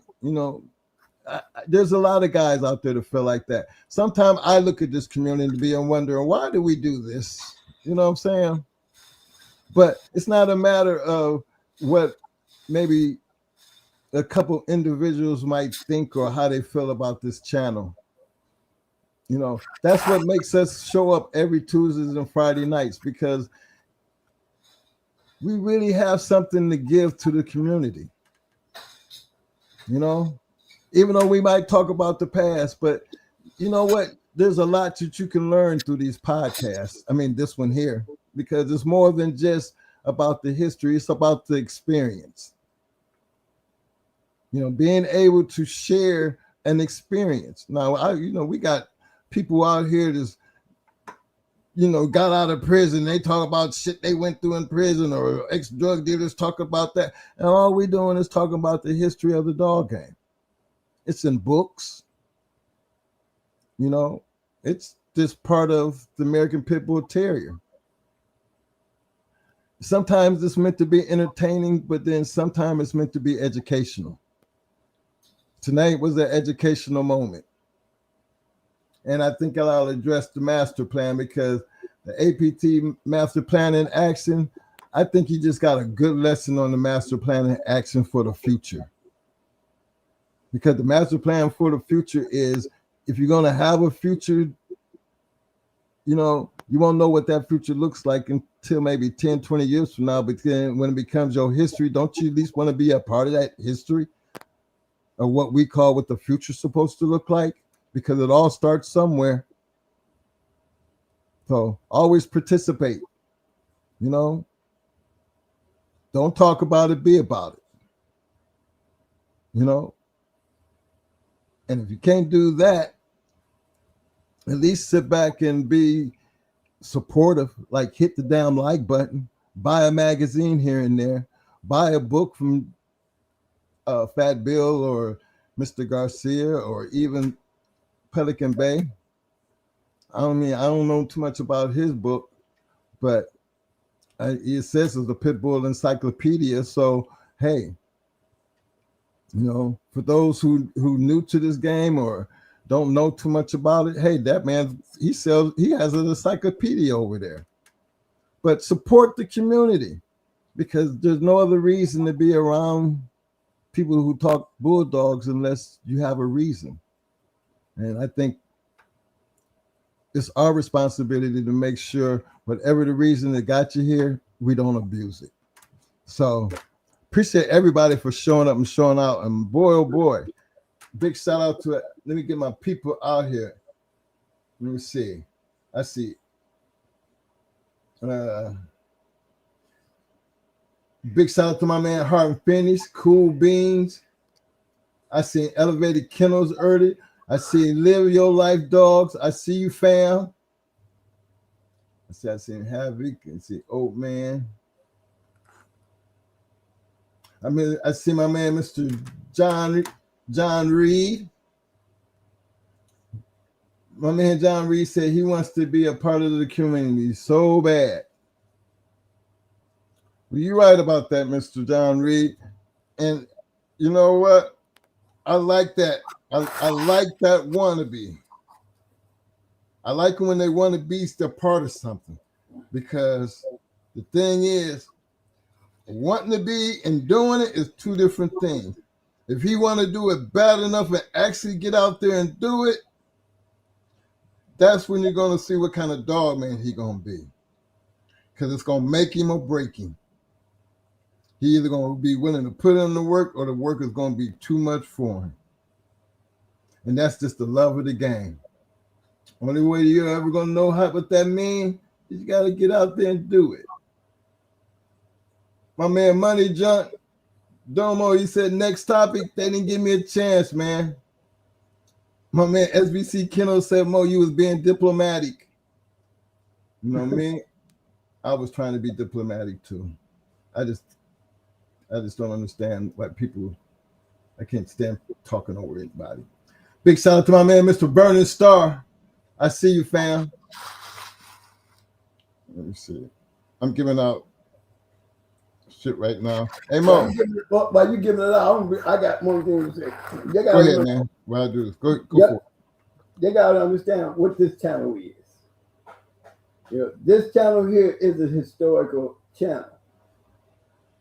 I'm going to teach y'all how to breed this shit, and I'll give a damn what you do with it. I'm going to take the history and show you what made these dogs great and the people who was a part of it. That's what this channel is. You know what I'm saying? Y'all don't have no journals. Y'all don't have no information of the past, but y'all got our pedigrees. Why? It's not nothing wrong with me teaching you guys how these guys were breeding their dogs, because that's how I learned. Don't know what you're going to do with it, how you're going to do it. But if you want to have a good bred bulldog and you want your dog to be part of the historical lines of the dog game, there ain't nothing wrong with that, and the short hell ain't against the law. So I invite you to come and listen to me, because I'm going to tell you. I'm going to bring people up here going to tell you too, because it's all historically. You know what I'm saying? And you want to know. You know, we talk about Floyd Boudreaux and Tudor, but man, the game was way past those guys. The dogs that you seen back in my time These dogs came down off of their work. These dogs that we talk about come down off their work. That's why you see me going way back there in the back showing you what I call them, the major factors. The major factors to help you guys be aware when you out here buying these damn puppies from these puppy peddlers, that you understand what you're buying and why you're buying it. For whatever reason. You know what I'm saying? It's a lot of damn money to be spending for a dog that you ain't doing nothing with. Well, at least make damn sure that you can produce some good shit, not based on what you think you're seeing. Because if I'm teaching you something, I'm giving you a more bigger and better eye in where your money is getting spent in the right place instead of the wrong place. At least you know what you're looking for. At least you know what you're looking for. That's right. We've been doing it long enough for you. You breed it right. You already know what you expect when it come out. And it's hard to pick when you got a bunch of good ones to pick from. Mm-hmm. You know, everybody want to be in that position. I'm hard to pick them. If I make a good goddamn breeding, let's believe it's gonna be hard to get that mug out of my hand. You know, I'm telling you, I like to see him. I like to see a grand champion going hard dog running up a damn wall. You know what I'm saying? I want to see one get up there and win a confirmation show. I actually saw one. A puppy went best in show on the puppy division. A going hard dog. You know, hey, can't tell me that breeding didn't work. Okay, but that little puppy did everything he was supposed to do. He was out there hanging out with the big boys, the big dogs, and he was ready to get one. And he looking good doing it. It has nothing to do with anything illegal. Because everything he did that day was legal. It ain't nothing wrong with having a damn good bred bulldog. And you ain't doing nothing wrong learning how to breed a good bulldog. You ain't doing nothing wrong learning how to condition a good bulldog. You ain't doing nothing wrong taking care of a good bulldog. And knowing how to care for one. We ain't got to worry about them dying or taking them to the vet. Learn this shit because these are things that we're teaching you. These are things that we talk about. You know, I don't want y'all to get this channel misconstrued because we're going to still continue to get on that bus. So okay, Mo, you go ahead and do the thumbs up and everything, Mo. No, you do the thumbs up. You know I don't never do the thumbs up, man. All right, now all of a sudden I got it. All right. Fellas, don't forget to hit that like button. Don't forget to hit that like button. Big shout out to my man John Reed and to my man Eric Lacey. Let me see. There's a couple other people that I gave out their hardware tonight. Let me see who I think I got everybody got their hardware. Big shout out to my man J Rock for the 5-piece. I seen that, J Rock. Appreciate that, fam. Hey Mo. Yes, sir. Write this number down. 9976. Hold on. Let me get that. Hold on. 9976. That pad? Yep, that'll be J Rock sent the Turtle Buster. Oh, okay, thank God. I'm telling you, man. See what I'm talking about, boy. Look, y'all go try to look up Turtle Buster. Y'all be disappointed. Say that number again, Mike. ID 9976. Got it. Big shout out to my man Cosmin Cal TV. I seen him out there tonight. My man Eric Watson. These are all the people I didn't get a chance to get to. My man Antonio Clay.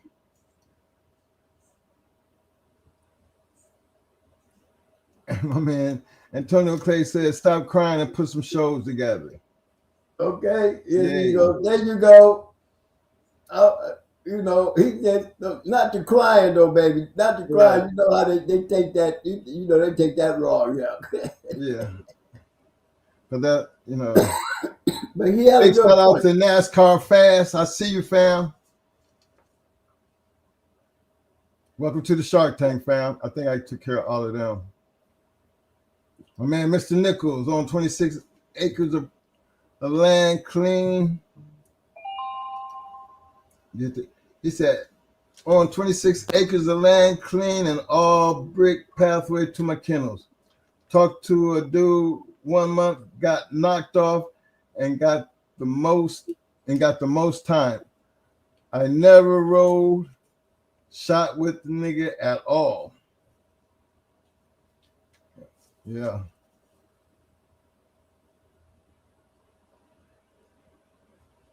I think my man NASCAR is from Texas. Let me see.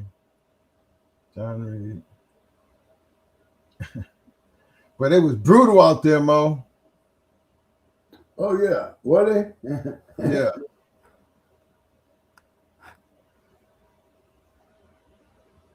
But a lot of things that they're saying is true because I'm being firsthand. I'm telling them, man, don't look for them people to be all nice. That's why you don't let them on your yard. You gotta close your yard off. Don't let them people be walking up in your shit because man, they're gonna make the worst of it.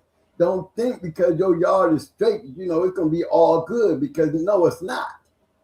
They will lie on you. Look, listen to this one. We had a dog catcher around here, and his cousin's a dog fighter, an old dog fighter, had Grand Champion Solution. He walked on the man's yard, cut the dogs loose, left, came back talking about he had an anonymous phone call that there was some dogs fighting. Yeah. And they came back and took his dogs. You hear what I said? Cut the dog loose. Did he have the cameras on, Mo? Nope. A neighbor said that he came by the house. The man wasn't home. The neighbor saw the truck in his yard. And when they came back to take the dogs, the neighbor said, that's the truck that was there while you was gone. Yeah. So, guess what? What case? What could he fight? Because he ain't got no camera. If he had a camera, he'd have caught his ass going back there. They'd have caught his ass going back there, opening that, taking that dog off the chain. Yeah. That's true. You know what I mean? No, he come home, he hear that the dogs are fighting, the neighbor calling the dog fighting. He gets home, he puts the dog back on the chain, cleaned him out, put him back on the chain. A couple of hours later, here come animal control. There you got 2 busted up dogs on the yard. Guess what happened? They took the whole damn yard. So you don't give me, look, not saying that all things are bad, but hey guys, we live in a world that we know the police. We know how they operate. Dog catchers the same damn way. Everything seems to be in their favor. So if they can get it in their favor, you know what I'm saying? That's because you ain't got yourself protected to be in your favor. Hey, now the dog catcher here in Florida, they got just as much right as the police. Yes, they do. Remember, they used to have to bring the police. Now they can come in and get warrants and all kind of crazy shit. Don't even need the police no more. But look, hey, again, appreciate everybody for showing up and showing out tonight. Y'all do me a favor, No, I don't even feel like doing it tonight. You know that, Mo? You're right. We ain't got to throw down because it was some serious shit. Yeah, it was too serious to be. Nah. Hey, don't forget to hit that like button, fellas. Don't forget to hit that like button. Hey, I'm gonna go back to this, fellas. Check your chains. Make sure them dogs got that water. Check your cameras, because we living in some serious times, and I just don't want to see, people that's trying to do right get caught up in the dumb shit. You know, that part right there is just is hurtful. I don't want to see nobody doing 400 some years. I seen a man get 25 to life. That means he gonna do no less than 25, no more than the rest of his life for murdering 3 people. And there's a man out here doing over 500 years, and they didn't even catch him fighting dogs. So I'm not one to be trusting this system. There's no such thing as justice. It's just us. You know what I mean?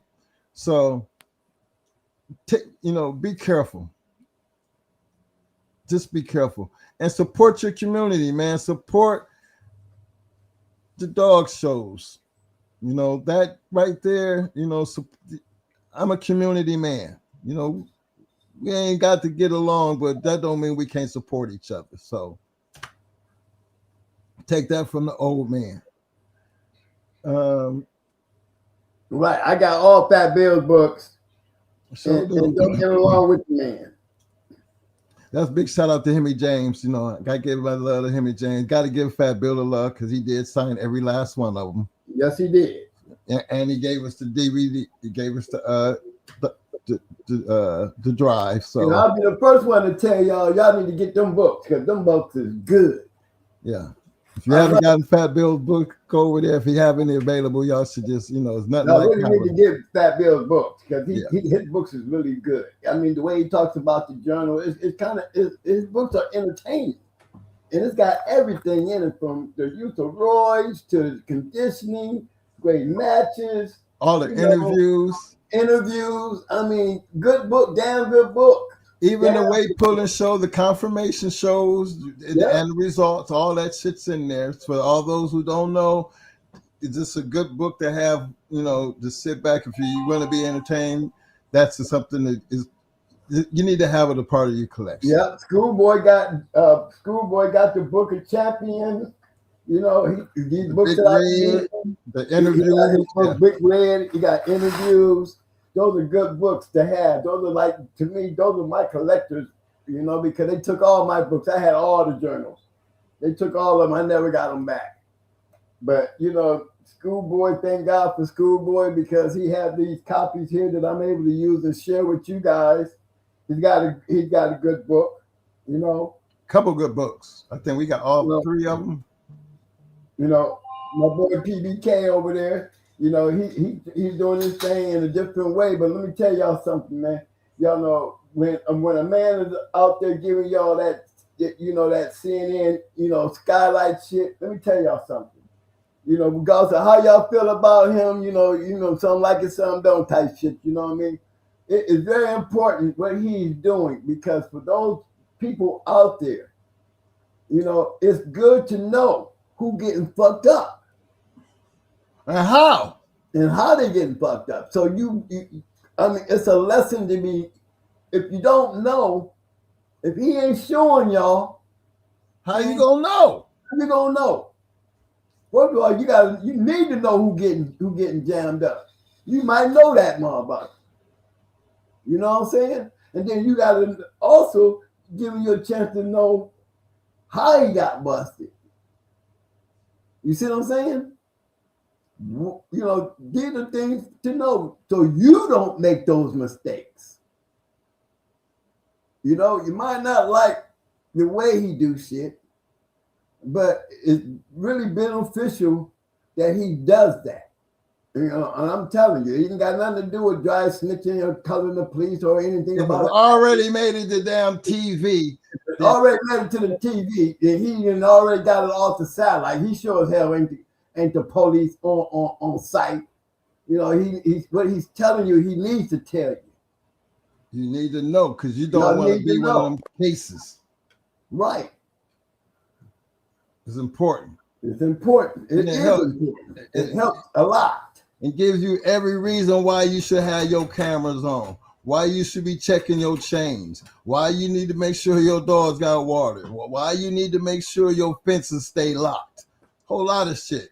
Because these people, they ain't playing fair. And they ain't gonna never be fair. So I have more faith in the dog man taking care of his yard to prevent the dumb shit from happening. Now, anything other than that, you're on your own. But take care of yourself. Take care of yourself. Hey, man, I'm out of here, man. We're going to play some music tonight? Yes, sir. I need y'all to hit that like button, though. I need y'all to hit that like button. Hey, fellas, you know, one thing I learned about tonight's conversation, you know, I heard a young man feel a certain type of way. But the craziest thing I heard about this conversation that I had with him is he wasn't involved. I heard a lot of I understood a lot that he was saying, but I didn't understand you're not involved. And that part right there is a shock to me. Because if you want to get involved, regardless of whatever it is you're trying to get involved in, the only reason that you ain't involved because you ain't trying to get involved. And the worst thing you could do is sit back and talk about everybody else and you ain't doing shit. That's what hits some nerve for me. That hits a nerve for me. Don't talk shit on nobody if you ain't doing shit. Because you ain't in a place to talk shit when you ain't doing shit yourself. Or talk shit about somebody who ain't doing shit knowing you ain't doing shit.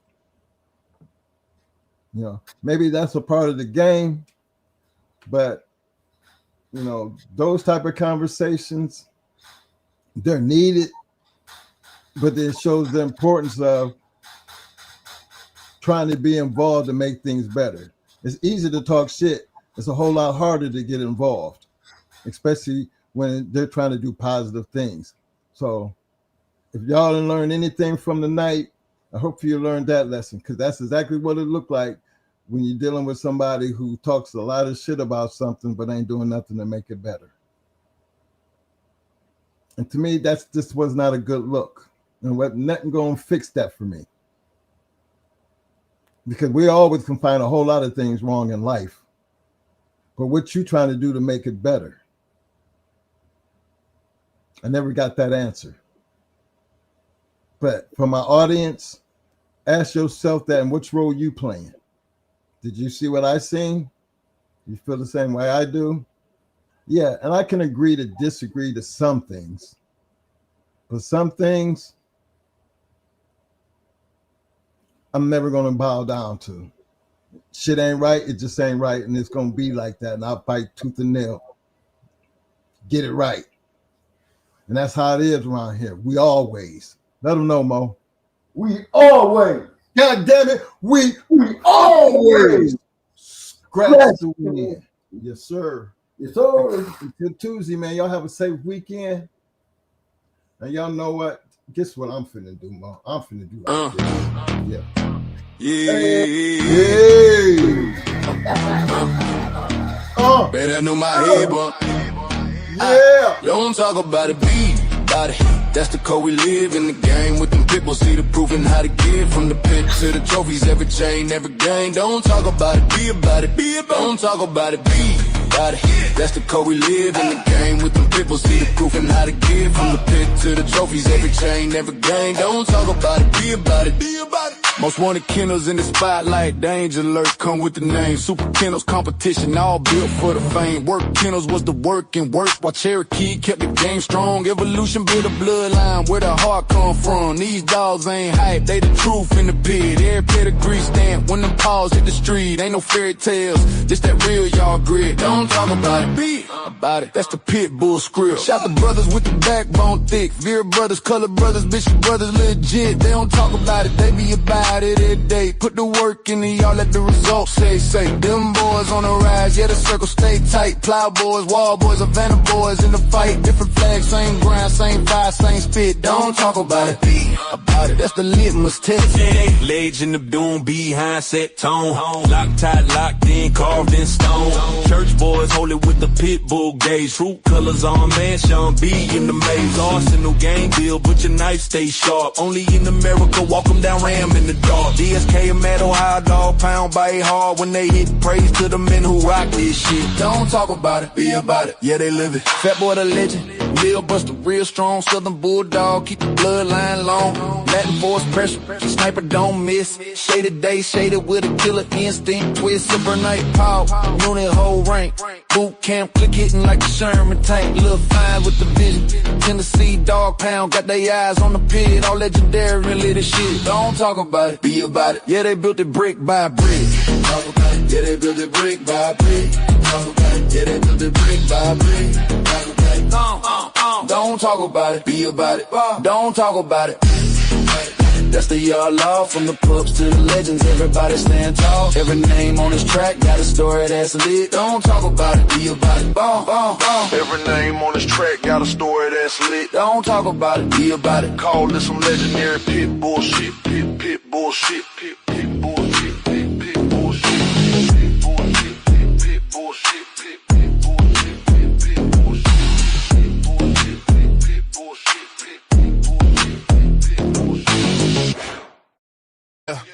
We in the trenches, feel that hunger in the air. Yeah. Welcome to the yard. If you're tough, you can stare. Yeah, welcome to the yard. Where the chain spots shine, bloodlines run deep, every pedigree's prime. The game Apbt, worldwide pride. You come correct, or stay the hell outside, legacy made. We grind, we hustle, twin bosses, Mo and Mike locked in the scuffle. Yeah, we run the yard, iron fists and grit. When the sun comes up, no, we never gon' quit. Udo and Devo, legends carved in stone. Patrick Bolio made the yard they home. Tanned and yellow, they whisper through the trees. Echoes of greatness, feel that legacy breeze. Going hard. Yeah, we run this yard, nothing but the best. We don't play it soft, bloodline stack heavy, 52 waist strong in this dog-eat-dog world. We know where we belong, the yard where greatness prevail. Pressure creates knowledge and hard work. It's how history bakes, all on the fucking deal. Pressure creates knowledge and hard work.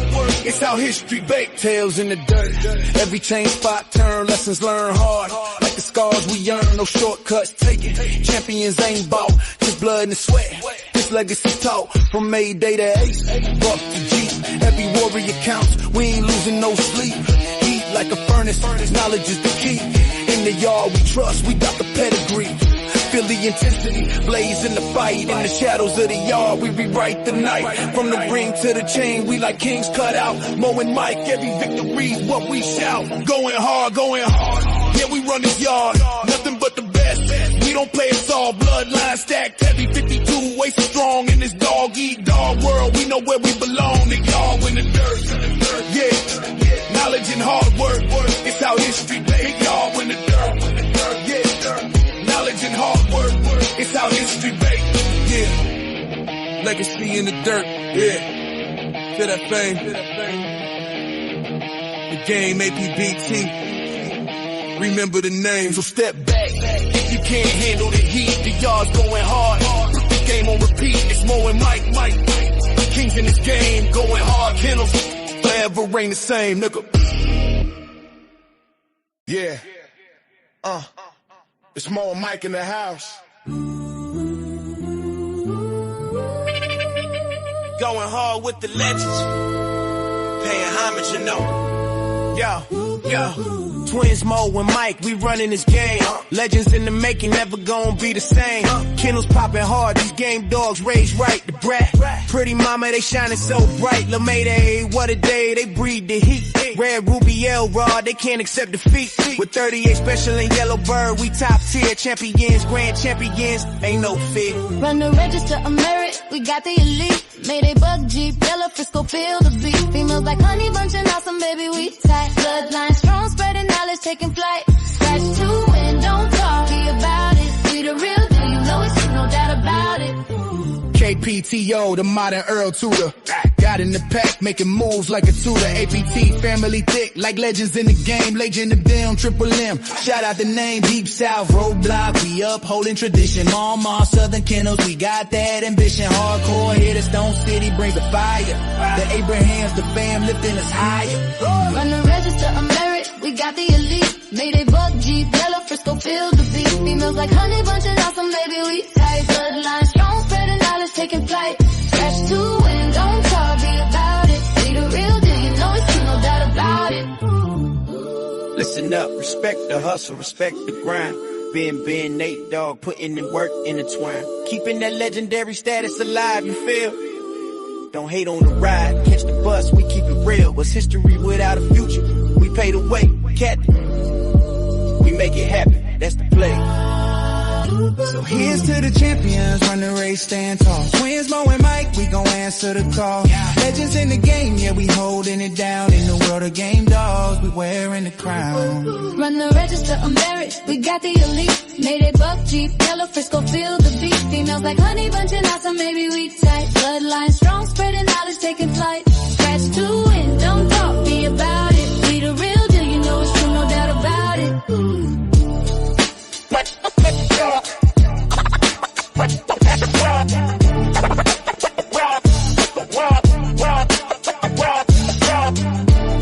Shout out to Ohio Cash, the man with the plan, Rastaman Boom, Schoolboy, aka the. There's levels to this game. Develop your game. Develop your game. Develop your game. Develop your game. Rob.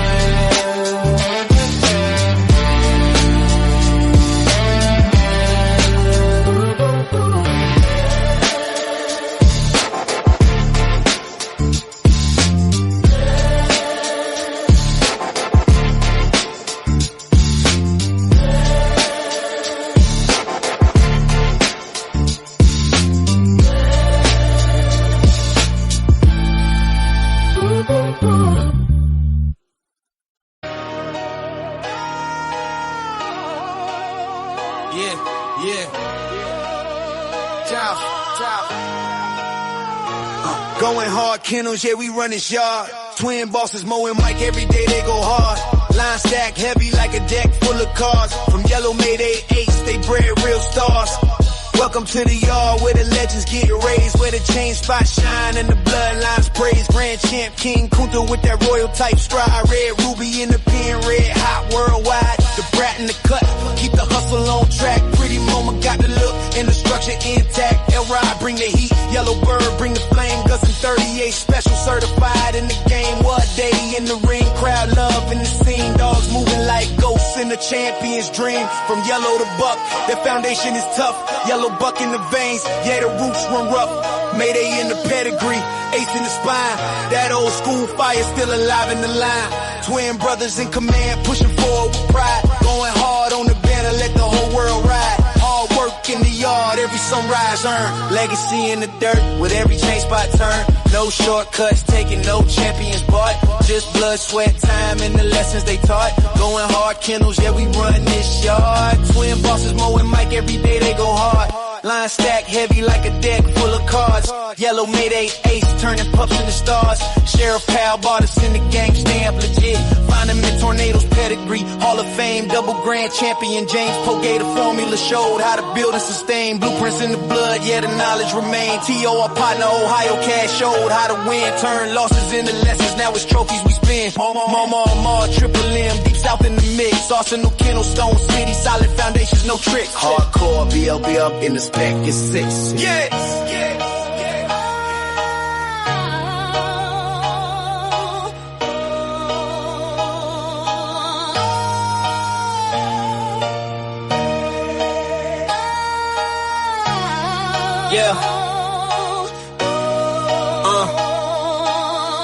Tom, dead, Todd, Tony Wade, Southern Kennels, real ones through time. Time from Pro Set, Windy City, combined in place, low type, apex, pressure built for the chase. Gotta eat boys, black ice, hunger sharp as a blade.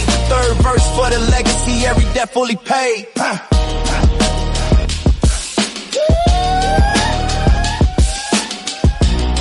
Yeah, I said third verse for the legacy, every debt fully paid.